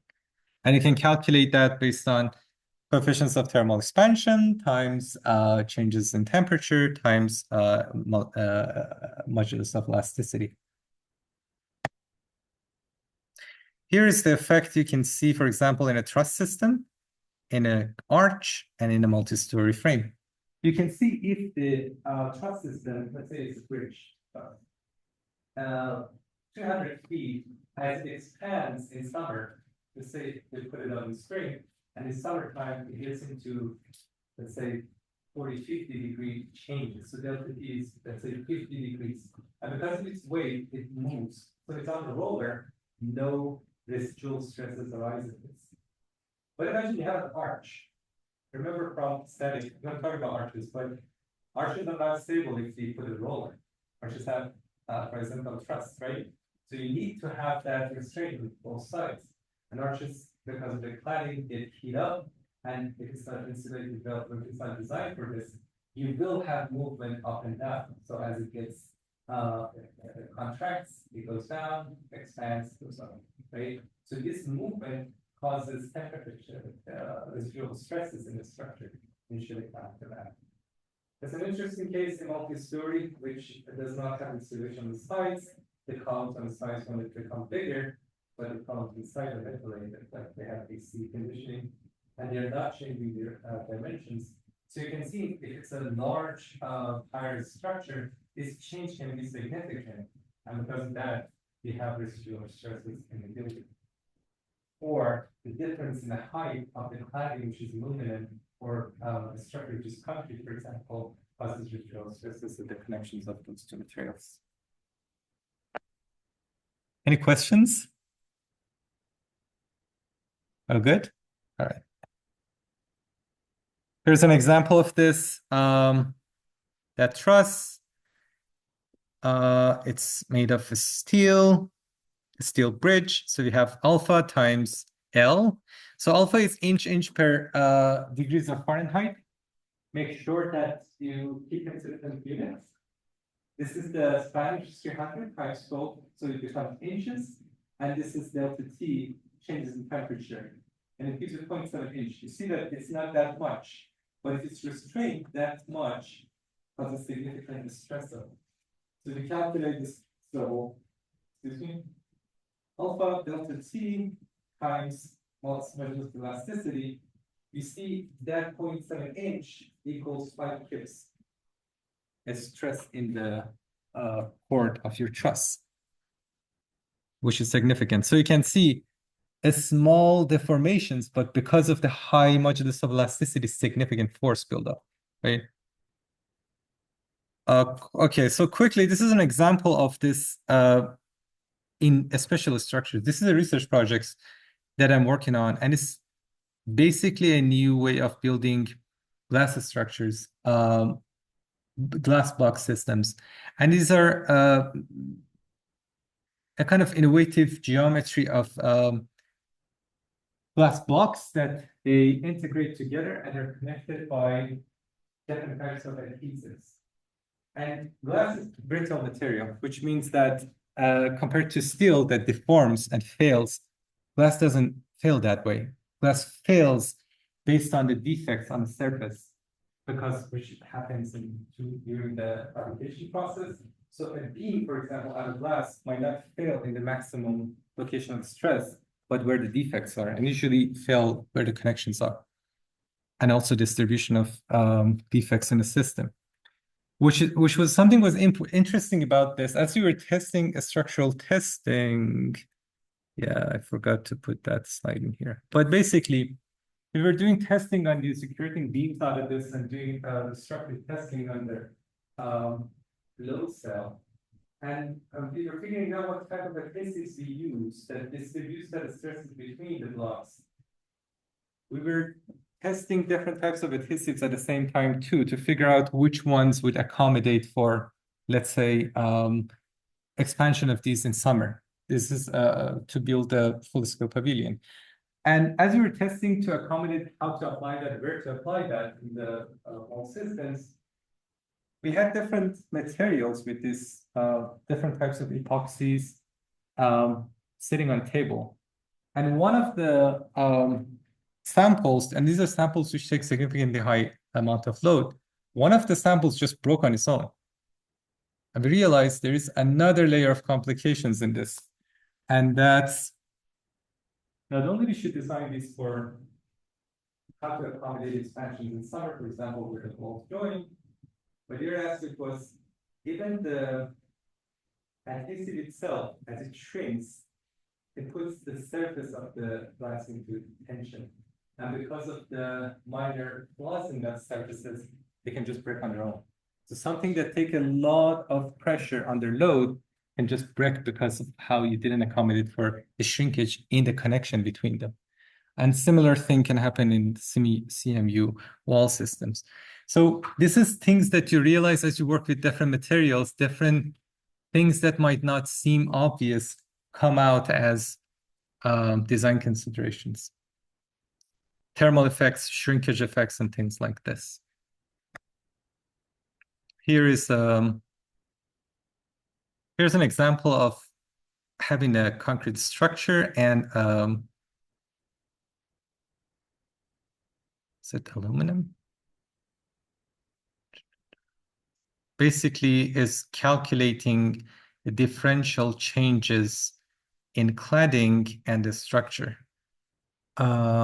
We have a curtain wall with a slotted connection allowing for 0.12 inch movement every 12-foot height in increment. And if the question is this 0.012 inch is adequate for the deformation between the concrete building and the cladding? So you have different coefficients of thermal expansion. With the 50-degree changes in temperature, we want to see if this is enough or not. Basically, you're trying to figure out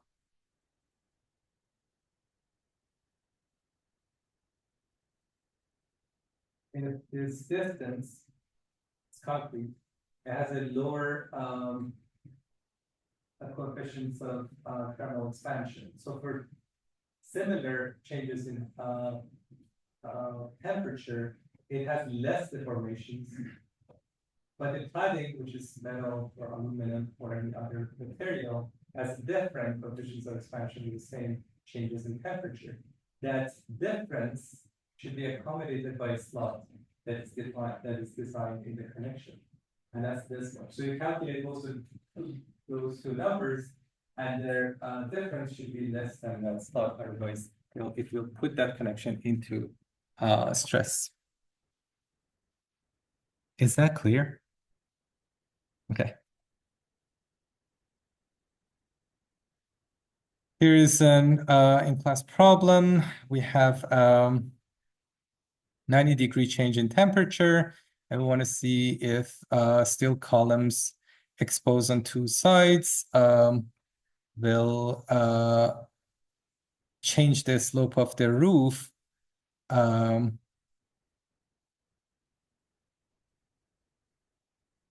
less than 0.16 inch. So we have this process structure on two sides, and these two columns get heated up, and they expand, and they change the slope of that roof, which can cause a problem. Why would this cause a problem? Expansion problems. The direction of the top. Yeah, because ponding can happen, exactly. So if that change is not considered, it can cause ponding, which is not considered in the design of flat roof, and that capacity, and that can cause failure. So you calculate the changes in the height of that column and compare them to 0.16 inch. It should be less than that. This is another case study. Again, same process with changes in the size of elements because of changes in temperature, which can cause failure. This is something we briefly talked about settlements, and differential settlements are a critical thing. If you have, as I said, we should design them that the load capacity of the soil does not go above the capacity of the soil. But if you have differential changes, especially when the structure is wider and then property of the soil change, or there is different drainage systems and part of the building gets saturated, the capacity of the soil decreases, and then that causes differential settlement. This causes significant bending in the elements and can cause failure. So this is a very critical condition that should be considered. Here is for long, let's say, industrial buildings, when you have tens of different frames, for frame system structure, they create these bracings at certain level. They accommodate that differential change at certain level. They kind of mitigate that risk.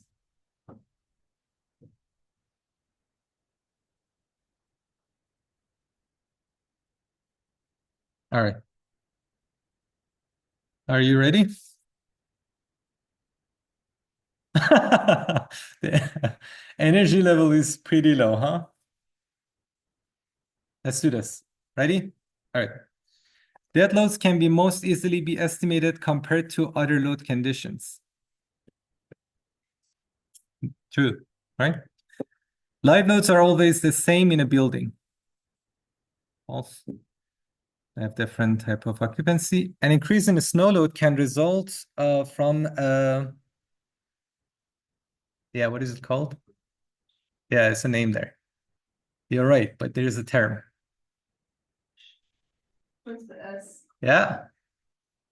No. You're too excited. Surcharge. Yeah, yeah. Surcharge, yeah.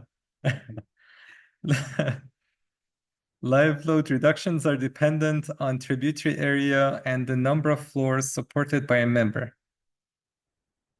Live load reductions. are dependent on the tributary area and the number of floors supported by, for example, a column. True? Yes. Load combinations effects are in reality what must be accounted for in a structure.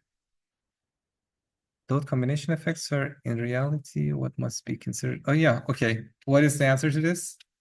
True. Tributary area is dependent on live loads, system type, and configuration conditions. Is tributary area dependent on system type and configurations? What is that? What? It's a tired yes or like a no. What is that? Yeah. Yeah. Yes, but live loads, no. Yeah. So tributary area is not dependent on live loads, right? The Right. irrelevant one is like load type, and tributary area is the surface area that absorbs them. So what is this now? Yeah, so okay. It's false, yeah. So you were right, kind of. Part of it was right. What are some reasons that long span systems can experience failures? All right, give me 3.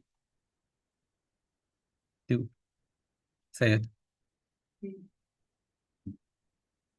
Kind of part of that part of the conversation. I know in the text we're talking about connections.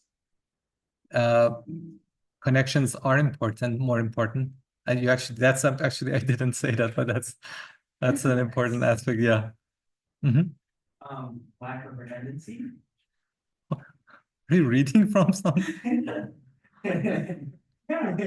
Lack of redundancy. I didn't say that either, but that was implied. Correct. What else? Stresses. What? Tolerances. That's what it says in the thing. What did you say? I didn't. Now you don't know. Okay. Lack of redundancy means that the load pass is not accommodated. They're not alternative load pass to the system. Connections are more important because of the complexity of load distributions. Thermal expansions, more complicated effects arise. Deformations, changes, simulation, more elaborate simulations are required. The sequence of construction is important because failure can happen there, and considerations are more important. Basically, everything becomes more important, and there are nuances that show themselves. Thermal effects can be ignored for small, medium-sized members due to laziness. That's true. Due to can be ignored for a small. So thermal effects can be ignored for a small small structures. Why? So why can't we be lazy for small structures? And it doesn't matter that much. You know it. Fabrication tolerances. You already have some space for that. So for example, your connections are not fully exactly in that tolerance. You have some tolerance playroom. And when they have expansion, that playroom, the deformations are smaller in smaller structures. So it accommodates that. So it doesn't restrain it. So it creates internal stresses, residual stresses. You already have tolerances of fabrication which accommodate movement. No, you can't. At that point, you can't rely on tolerances of fabrication. You have to design it for it. So you have to actually calculate thermal and accommodate it with slotted holes, expansion joints. So you actually design it. For smaller ones, you don't have to because it will be accommodated. There is some playroom. Is that clear? Good? Yeah, okay. All right. You can read these two. These are thermal expansion joints. Basically, if it's larger span, you have to design for those expansion joints. You can go through these. If there are questions, we can answer next week. but they're not part of basically our basic calculations, basic homeworks. Here is your homework on thermal expansions. This should be also clear, and it's also web-based, so you put the numbers in. And good job, please. Third lecture. All right, before we get into the review on your project, I thought it would be helpful and answer some of the common questions you might have to go over an example that I think is useful.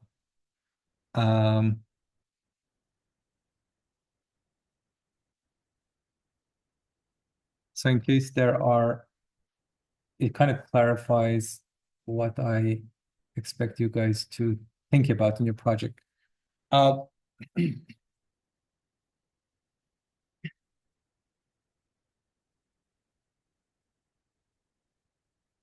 right, this is a case study. It is one of the projects for this, and one of your groups have this too. I'm going to explain how they can go about that, but this is very helpful. This was a case study that one of the students did, one of the master's students did. And first of all, the description of the project, right? This is something that you showed me today. These are different questions and answered in a both analytical and visual way. Description of form, explanation of that, and this material comes from different resources. The geometry, the dimensions, so floor plan with dimensions, elevation sections, something describes the structure and the geometry of your building. This is important. I would like to see exploded axon of the structural system and cladding and its connections and their relation. So embed that, and then each part will have its own description, what it is and how it all comes together in an exploded axon. The programming, architectural program, accessibility. I would like to see how it relates to your structural system, spans, requirements, and things like this. And it will be in your, basically you'll have this in the recordings of this session, but I'm going to share this with you too. So don't worry about taking pictures or anything. You can, but you will have it. Here is a specific aspect of that project I would like you to pay attention to. For example, constructability, prefabrication. If your project has a specific aspect, that's important to be in your project description and analysis. So for example, prefabrication, how is it done? How it's reflected in the fabrication sequencing, construction sequencing, and things like that, which the structural parts are coming together in those prefabricated pieces. Materiality, what type of materials are used, how these materials come together, different structural elements, beam, columns, bracing, and their description. Again, more details of all the material construction materials and structural elements, and also roof, floor system, different description of connections. Building envelope, how it relates to the structure, and also in part of this project, you will have a physical model. So you will choose part of your project and you build that physically, and you make photographs that will be embedded in your presentations too, and your poster. Again, 3D model of that portion. You can have exploded axon 3D geometry and show all those elements, connection details, how they are. If there is a specific aspect in the connection details, you're going to show that. If it's embedded connection, hidden connection, or some sort of proprietary connection type that is designed for that project, you will highlight that and show how it works. Again, connection details. A diagram of forces and lateral forces, a kind of qualitative analysis of the interlateral forces in the structure. Gravitational load distribution between elements and distribution of that from the roof all the way down to foundations. So this is very helpful to see how the load distribution, load tracing that we did in your structural system. And you will choose one or two elements like one beam or truss and call one column in certain critical condition and do an analysis of that. Good. Any questions? All right. You guys, is that your project? All right. Your project? Uh-huh. This was a poster. It is. Okay. Solve that. Yeah. Yeah, so this was the presentation for this project was different. This was a presentation of their final project. For you, it's just a poster. The reason I show this to you is each step shows you the answer to those questions you have, right? So this is for the reason I'm sharing this is it's supposed to help you understand what that question is, how to visually and analytically answer that. In the end, you will submit a poster. So all of these come together in a combination in one poster, right? Even your model would be pictures of it in the poster, right? One other thing, in these reviews, you will show me your progress in presentation format. So you just bring it on here and you show me what you're doing. What did you choose? What portion of the structure you're working with? Whatever you're comfortable with, PDF or presentation, not a formal one, for me to just see. And then you use those presentation images and material in your final project. And for the group that this is your project, so I obviously expect you to go beyond this and do not use this. There are errors in the calculations and diagrams. So it's important for you to go through and figure out different aspects beyond this. Any questions about that? All right. Any other questions about the format or please? All good? All right. So let's have a quick review of your initial progress on the resources, questions of your team's quiz projects, case studies. Whoever is ready. Okay, good. You can come down with your teammate and just show me what your progress is.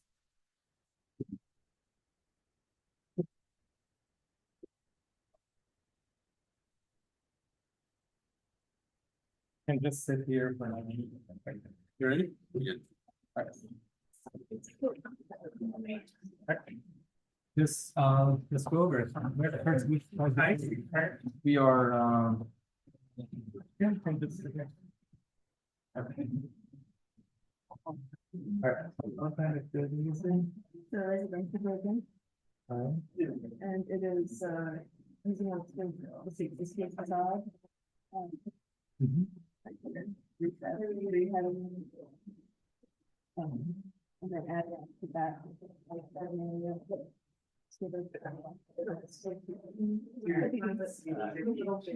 Not necessarily work with housing, but like social housing, so it's meant to be sort of like utopian, and it's like urbanist principle.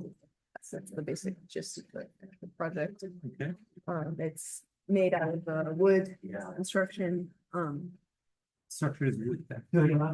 Don't. yep. And Lifespan. Is that a mess? it's like.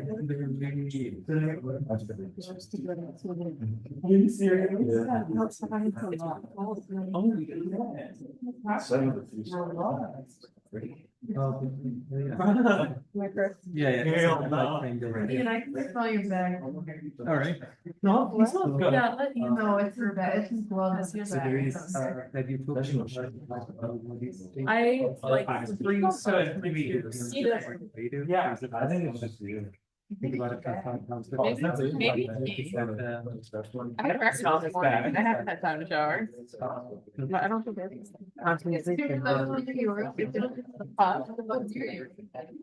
Yeah. Is there any suggestion?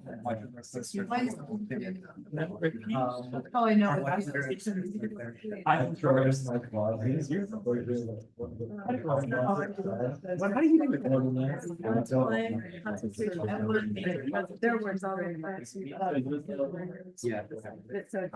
It's supposed to be this like sort of rigid, like understandable structure with random. I needed that. Yeah. Ian's group gets to go next. I don't know if 'cause Ian- Yeah.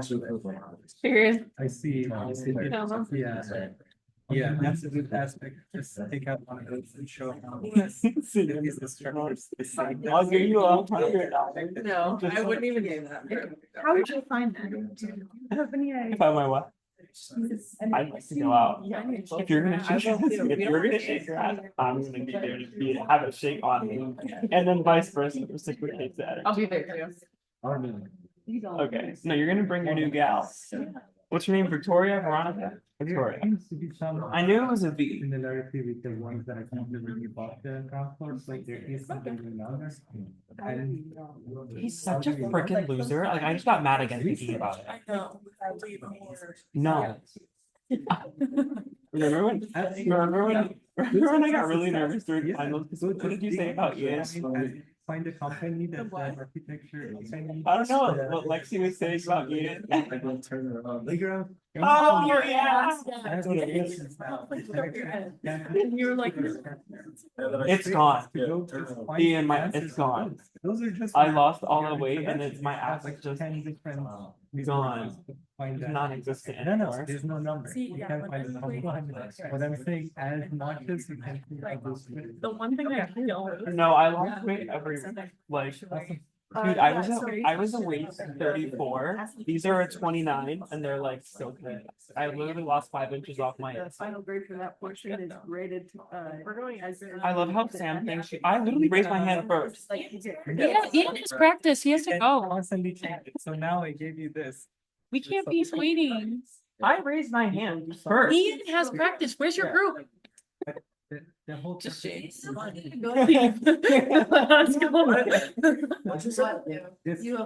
next. We're next. Sam, what'd you say?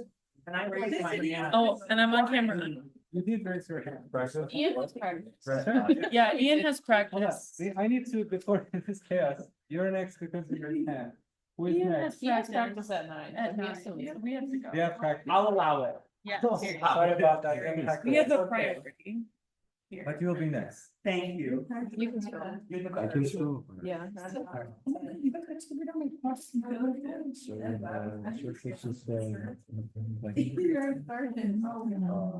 Force diagram of all sections to have it in both. Starts tertiary and secondary graders. So already. We're like hurt. I just get hurt right now because we're concerts on Monday and we have an exam. Explain. I'm going to go in the boat. I'm right. I think we have like 60. Okay. You're good. What are you saying? Oh, there's such a Billy Eilish concert.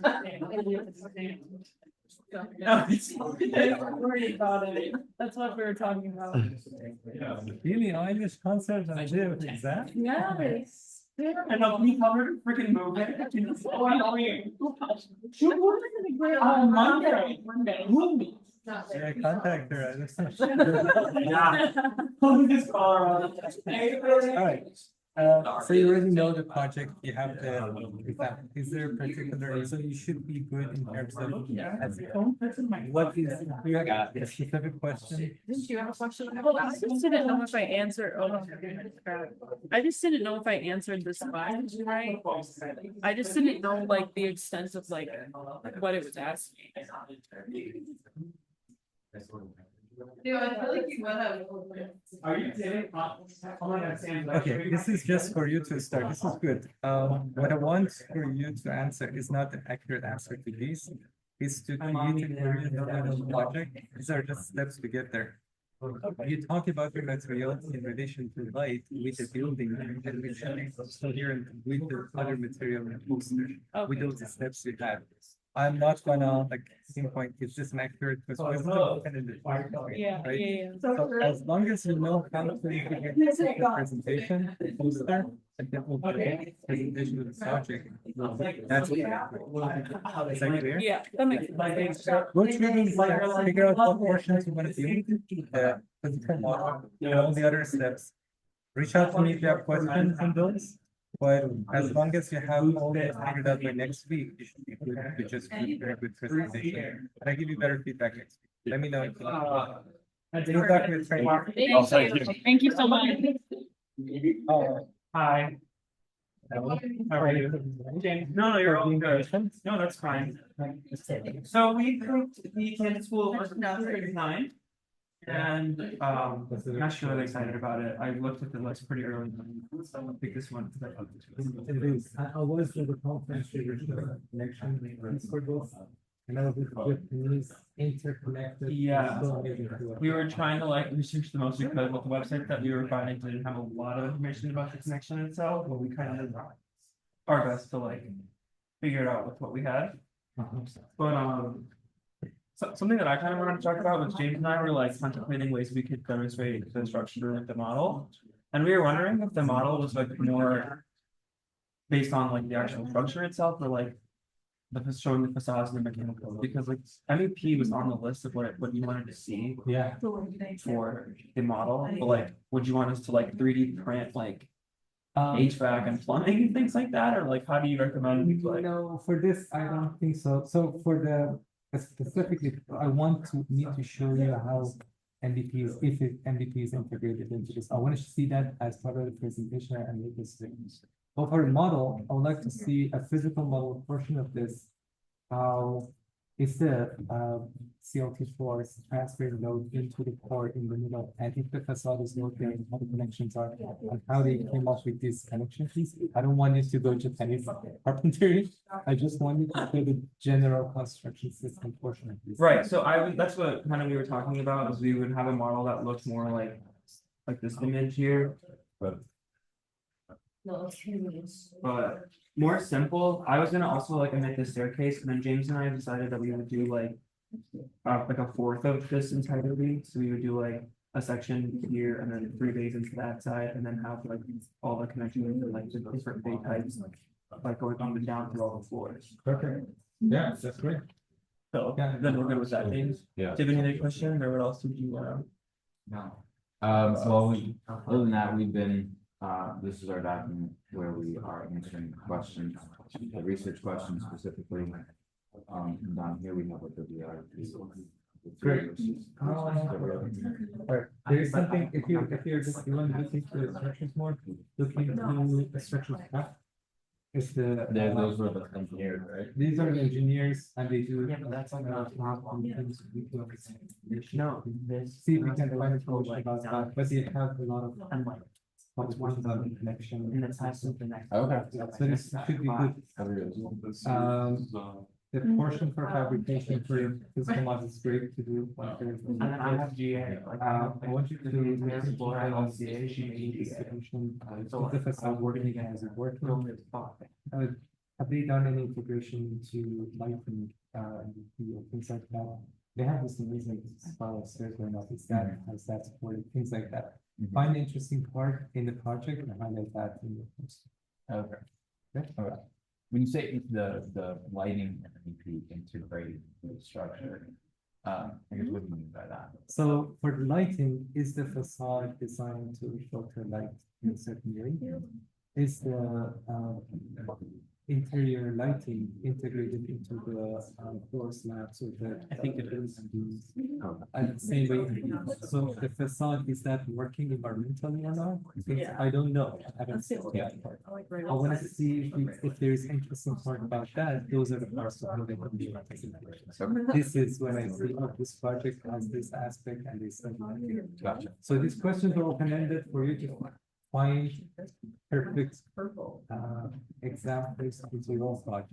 Mhm. They're not to answer all of them exactly in all of the questions, right? Yeah, that's how our previous structured class was formatted. There was like questions and we had to answer every single part of every question Yeah, for the yeah, quizzes. So yeah. for this, it would be just more like kind of figuring out like what stands out about our building and like why it's special and how it works. Yeah, so the reason for that is think about the final product of this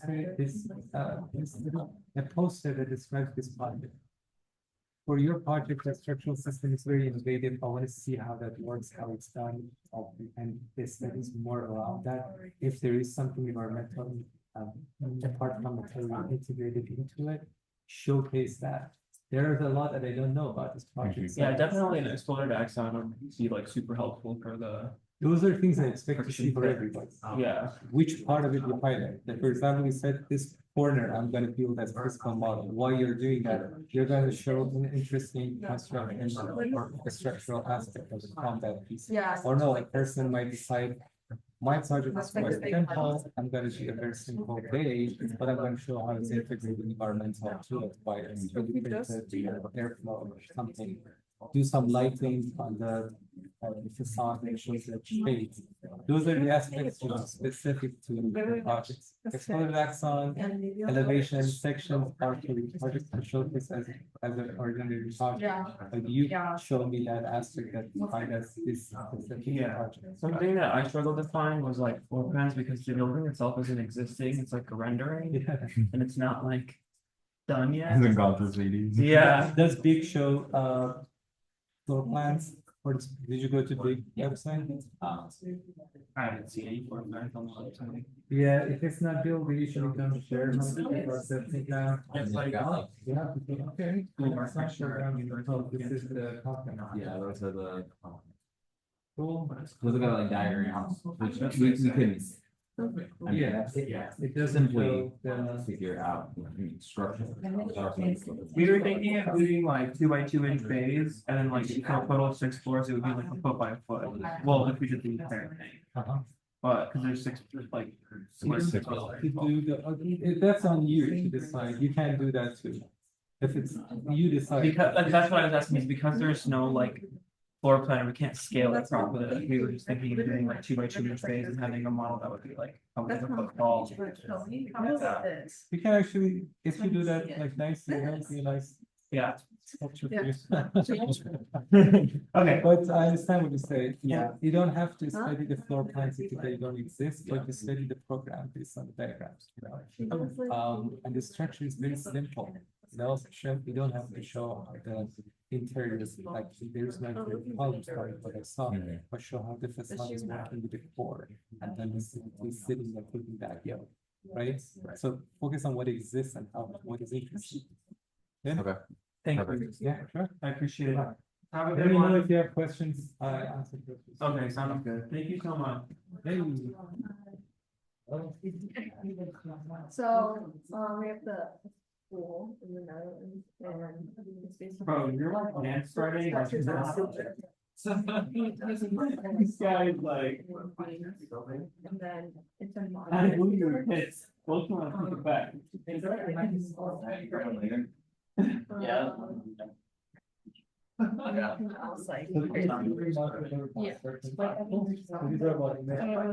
it was prefabricated. And it was basically designed to make them want to make a change. Take apart. That was made by future proof, that's what they called it. That was in here, yeah. I'm gonna mark it out. I'm gonna go to the next video. Are you?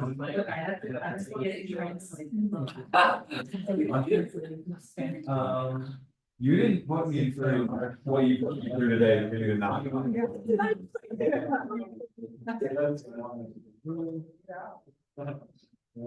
Is there any other questions? I don't know. What, so you're supposed to take a portion of this and do it. Yeah. So figure out what composition of these components come together as a portion you're gonna do. It would be cool if you build it that it's actually acceptable, so you know what you're gonna do. So that's for your fabrication suite. And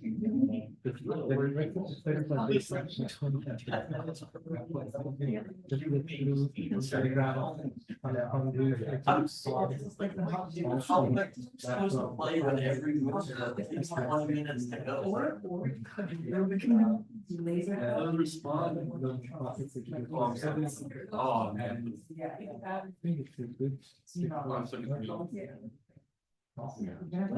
Thank you. Yeah, good luck. Sure. All right.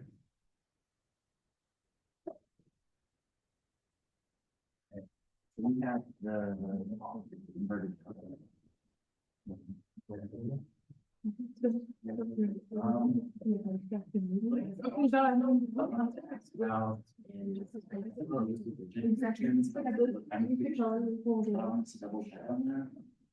Yeah. What, it's the same thing. which one? Going down, so you can see one on, or the colors. Yeah, there's a. That's, yeah, that's. So continuous goes through the top, right? Yeah. So it does have, it transfers spending, yeah, in an interesting way. It wants to, if it was one thing, it could, pivot around that, but there's the other one, so it actually transfers. Yeah, and all of the, yeah, all of the bursting on the side also goes through the original one, so we kind of thought it was rigid, we just wanted to. Yeah. Double check that we weren't missing. It's very cool, yeah, you can create the, you can transfer bending by tension and compression on those, between the bolts and going to LTU some separate, just because it breaks off them apart. So it does. It should be all of them are going to, so it does have that rigidity, yeah. But the, okay, so the structural aspect here is because these elements are very thin, it has to be that then is transferring zero. So they're thin and they don't have much. So the way this whole system is working, still majority of the behavior is based on tension. So not just because of the connections, but because of the stiffness that is between the column and the beam. No, it doesn't transfer significant bending. Most of the behavior is stiff. Majority of the stiffness because the axial stiffness. So still it works more in like the truss with axial forces, but there is some stiffness.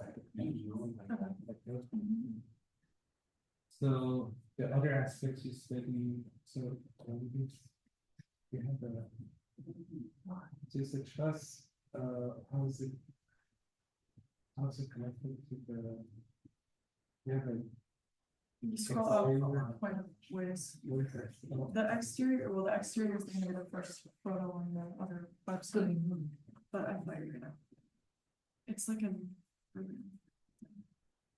Oh, okay, it's an infill, okay, so it's an interior structure. So, Yep. okay, show that how it relates to the. It's just an, like a kind of related space inside of it. Okay, so show it how it relates to the structure. And so, or to that. If it's not a sound, is it actually connected to the? It's self-standing. Yeah, it's just like. And this specific example doesn't talk whatsoever about the actual building structure itself, it's just talking about the inverted. Truss infill structure. Okay, so that's gonna be your focus too, but what would be interesting in the analysis of the project that show that there is a renovation, this is a renovation, how does it respond to the space that is renovated? It's a it's a program down there, but I go into that. My son it's a very house that I think is that high based on those are the for the site for the structure of the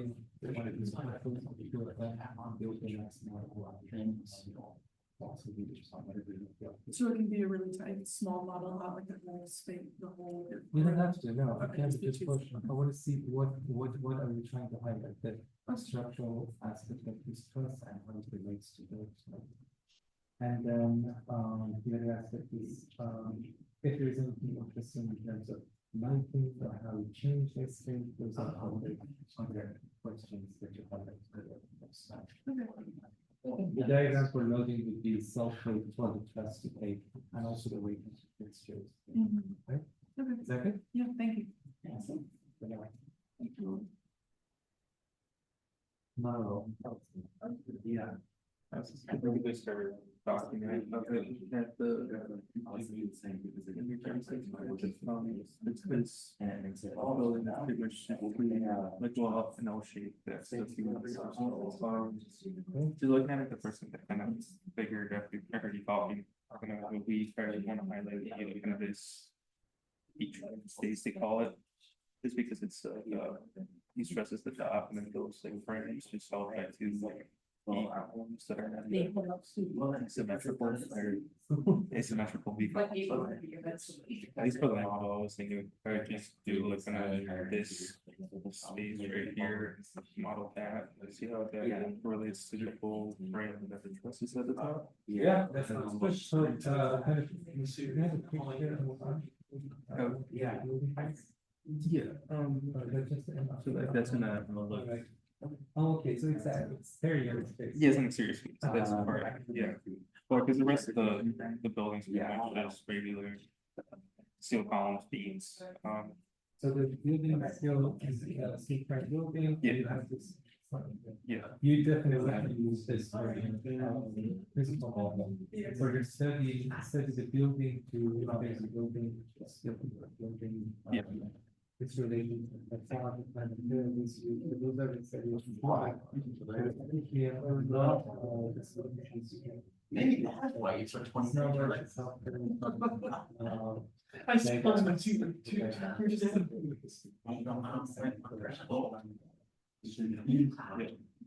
Just if there's any interesting on this, so there's two, but we said what it can be important piece.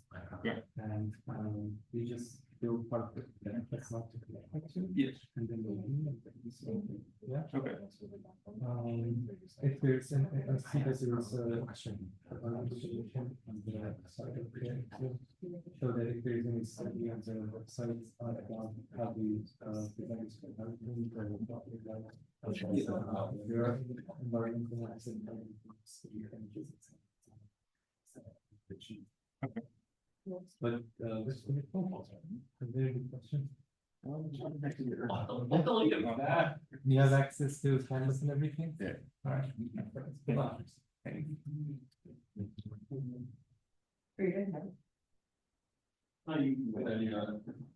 Sorry, guys. About because I was longer. We just get 10 minutes.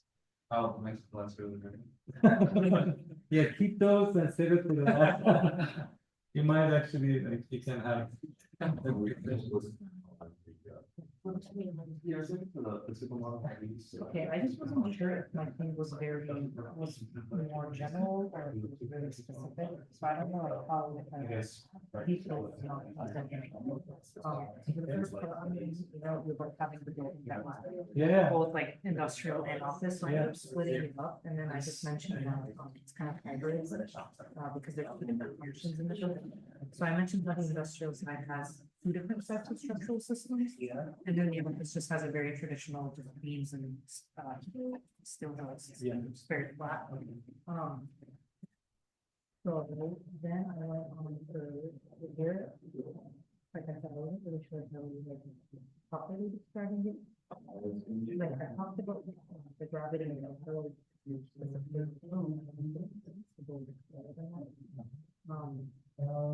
don't know, this is great, this, so. You are important, and we did go a little bit deeper in this, and we, let's do that important now, I can tell you parts, you can highlight what, that's perfect, okay? So, for your study, there is a study of the project side, a study of the structure side, study of the relation between the architectural side and structure, right? So there's the two sides, which is introduction of the project, these are more general. So the geometry, dimensions, sections, elevations, all those. That's the architectural side, more general, what the project actually is, and should be using 2-3 diagrams, which will into your poster, right? The structural side is yes, you take one of these, distinct trusses, open the choice from the industrial side, and you analyze the resources go through, just show diagrammatically how the resources go and go down. So would you want that for? No, so it's actual. Okay, okay, okay. So you're saying- So one from there, and one from. Office building side, just show this is a structural frame, just simply a 2D frame, show the diagram forces. What are the lateral system? I saw that two project have these basins. It on does the that roof. place, yeah. What is happening there? Taking the, basically it's stiffening the roof, right? Taking the window, and that's what is stiffens the roof. Show that's what that is, that's the structural side. And then the relation between architectural side and structural side is where we talk about.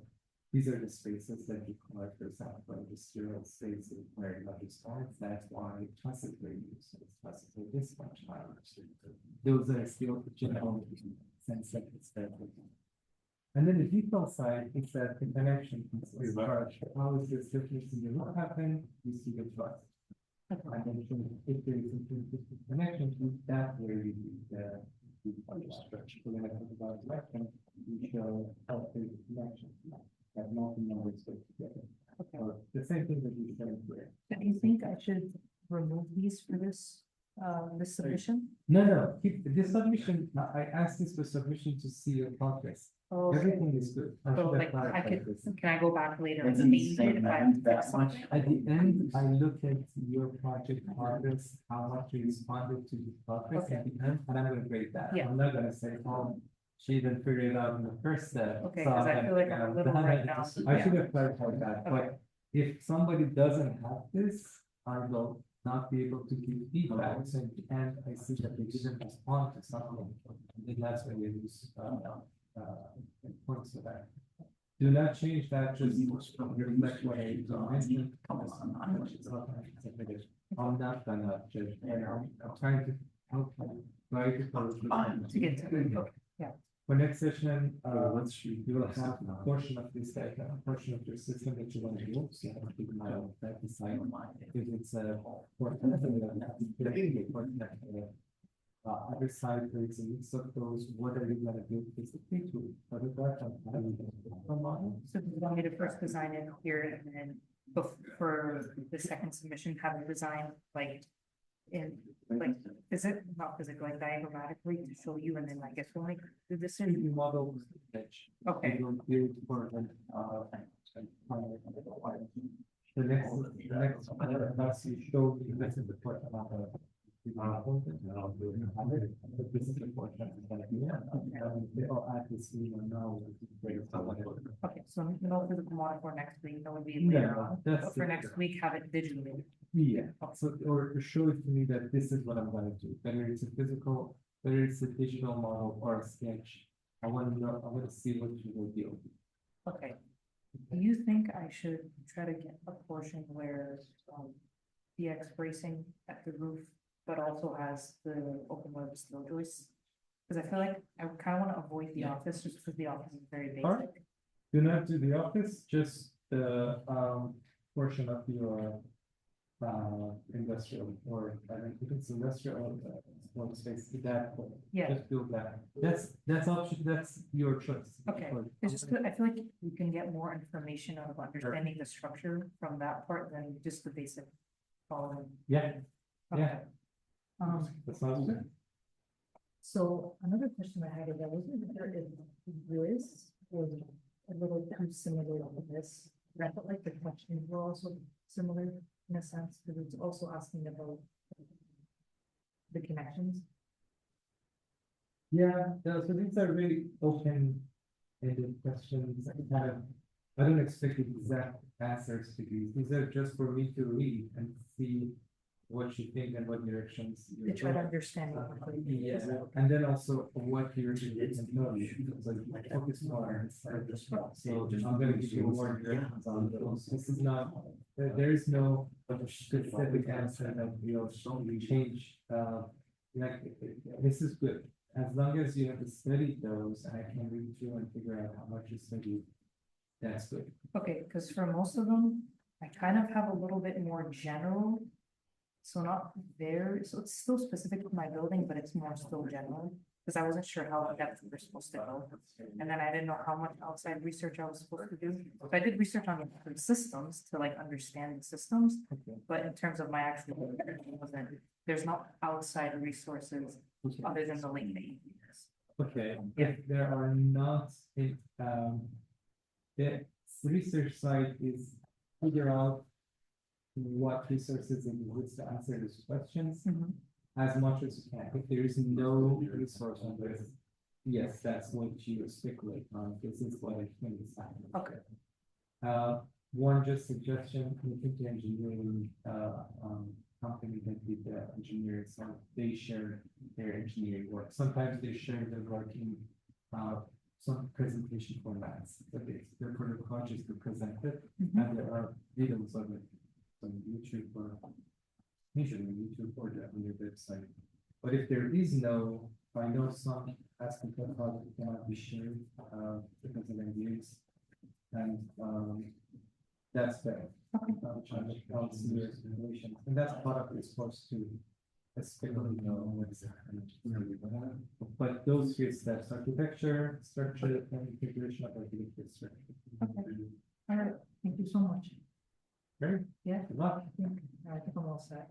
Yeah. All right, thank you. Yeah, of course. You mind if I sit your next class? Well, next class you can do whatever you want because the next review you will be first. Thank you, sir. No. No I problem. don't know. Well, actually, it's Yeah, me. totally first. Oh, you are. We'll be Look at silent that. though. Patient and. I got nowhere to be. Exactly. All right, so these are the research questions. We answered pretty much every one of them. Yep, yeah, so this, we have project 17, this is the, like, net zero building. So it's pretty much the framework, there's a central, like, open to the framework, and then, like, the size of it, this prefab modular steel. So it's sort of connection to the boat.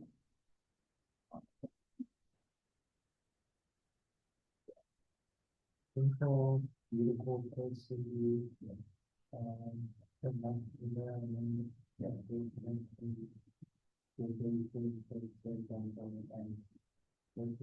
those are all aspects we can talk about. And, material is going to. Yes, so. Let's take the time, let's take the time. So this is.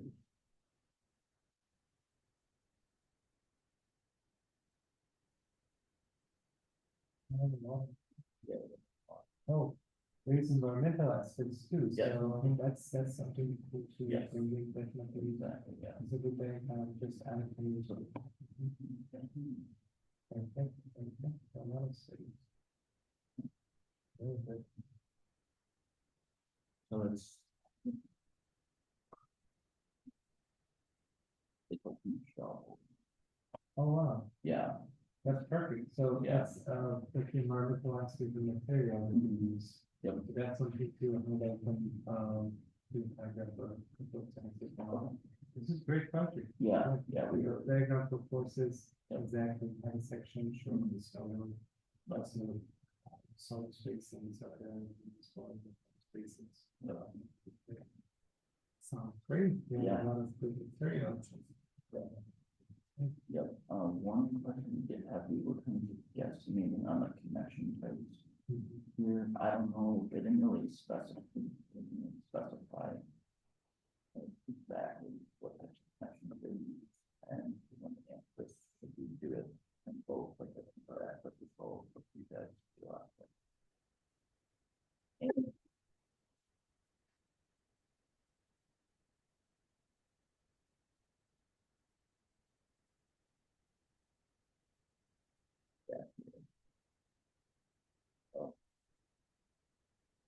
Important connections for this system is describe the connections of mass member. Okay. For the facades, it just there's no complications there, simple latches. Yeah. It's good connections, this mention this and that diagram is good, just look at the diagram, then plus one sentence. But show the connections of the post and then the connection there. I saw some interesting. And so connections with this plate that goes to last over and then it's filtered. Yeah, okay. How is that working? That seems like a proprietary, but there's this lot of slides and I'm not sure, but I'm not certain about this that's here. And then the bracings are just points connecting to those. Okay, how's that connection? That's the connection on those. The rest of the connection like the sound can just be just nice to kind of that. Cool. Then one thing is like in this model, like what are you looking for? Like that, like what goes in the building, like feel like. It's very,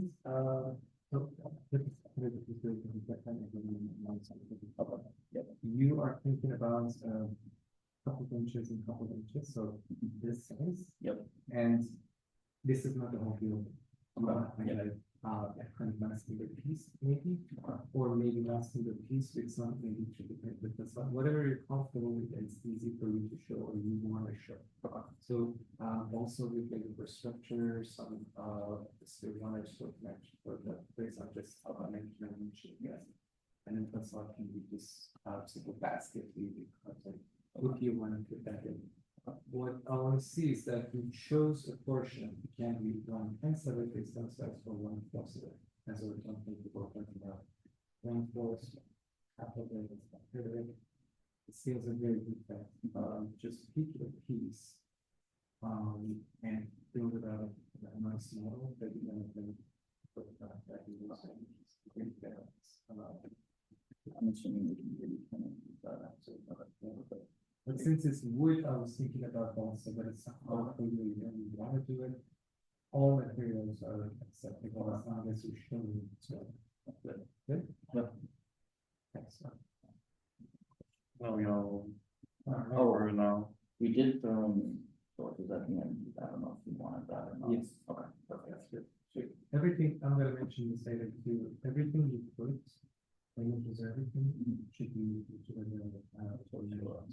Yep, okay, cool. I think.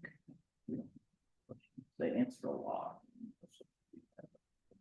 Yeah, they have really good resources. Yeah, Perfect. so, yeah. Good luck. Sweet. Thank you. Thank you. See you Monday. Hey, thank you for waiting. You're welcome. I don't even know. Okay. We have there's like 2 minutes coming with Lisa or figures. Her confusion was, when it was talking about the things or the building. Yes, sorry, sorry, with the sports complex.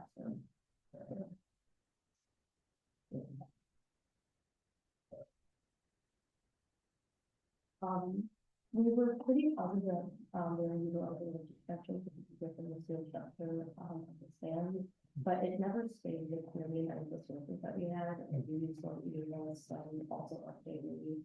And then along the other sources pretty much repeated all the same information, but excellent that them. Because, Okay. so. That's it. But I wasn't sure like if our answers were acceptable for 5 and 6, and I'm not really sure what they're going to, since it's not really stated in that we can find. Yeah, I see. So that for the trusses, connections are considered for the diagonals considered thin, and for the top and bottom chord is continuous integration. But what I'm gonna mention, this is for you to start looking into resources. So you did the research on that. You don't have to worry about the specific assets in this submission. Okay. This is for you to read your answers about this, and for next system, when you bring in your models or your analysis, I say, I like this part, I like this part. So don't worry about a specific question. So that building has a lot of connections, and it's going to exactly know how to behave. But in general terms, you have columns, this column connection to the base, connections to the truss. If there's something interesting structurally, you highlight that portion, the connections. And that could be, in terms of you put an image of that and annotate that. Okay. Say, this is a pin connection, this is a voltage connection, this is a velvet connection. This, this thing is fixed as an allocation of these connections. Okay. And expect accurate answers, that kind of open-ended questions. Gotcha. You already did the research.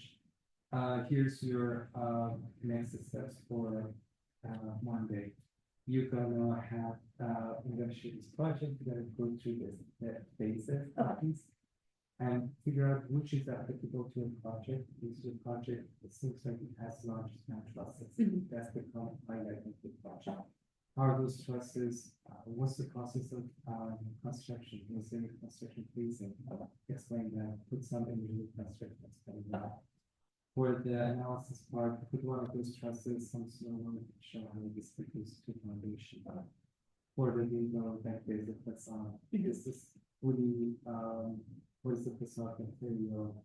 Also not to meet the grade, because it's more specific to probably has a particular building. Is there MVP integrated, which I think integrated or not? Those are visually, I know this is for everybody to see what are the aspects to think about, but what I am going to grade really in the end is how much you actually captured, what portion of these questions are applicable to the project, and what we sample to see how to present it. You have the architectural study, show what the building is, some sections, and we see the program. When we talk about program, we'll see how the structures connected to that.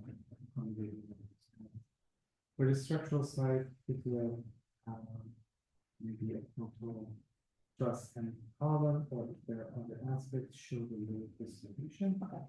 And any other type of environmental integration, is there any routing aspects, and is there any energy efficiency aspect, highlight those. And this is going to be visual. There is the model building piece. So for next session, I will see which portion of this is good for you to build in whatever student. It can be this space or school space. Yes. So you're gonna build this. It can be 3D printed trusses. It can be maybe wood or any material that shows this structure and this space, and of course you have full building portion, right? And you photograph that and use them for the final solution. Okay, that sounds good. For the actual physical model, our building is kind of subdivided, but the sports complex is primarily a steel structure with all the trusses and whatnot, and then the other half of the building is like the educational half of the building, and like this is more of like concrete based, like very like thick walls, have a lot of sunlight and everything like that, and it doesn't have any exposed steel structures. So would you want us to incorporate both aspects of the building, since it's like they're kind of like clashing almost, or like are we allowed to only highlight one aspect of the building? Like for me, I think that the sports complex with the steel structure, that's very important, and that would be very easy for us to model, but like we could also include part of this, we could split the building down and have like that and try to model it that way. No, for your model, the physical model, you pick what is important for you. It's for a problem to say it's sport specific. So that's the portion in 3D model and print or you don't have to do all of this. But for structural study and materials, you will show in diagrams, this is a concrete building, constantly concrete slab. Yes. This is lightweight steel structure. This is sport, and this is office buildings. You show those in your analysis. For physical building, I give the freedom to choose which portion is important for you and you like better. You model that. Okay, perfect. Yeah. Good, because I was gonna say like this, for me, like this is gonna make a lot more sense, and I feel like this would be more compelling than showing you I agree. concrete building. Yeah, I agree. Great. Okay, perfect. For this, I think the only other thing I'm gonna add is a couple of images just to show what I'm talking about is, okay. Perfect, and then other than that, we're all Seems good. like have a good amount of information and, it's a good project, yeah. Perfect. Thank you so much. Of course, thank you for reading. Of course, no problem. Next time you are first. Okay, I will tell you. Yeah.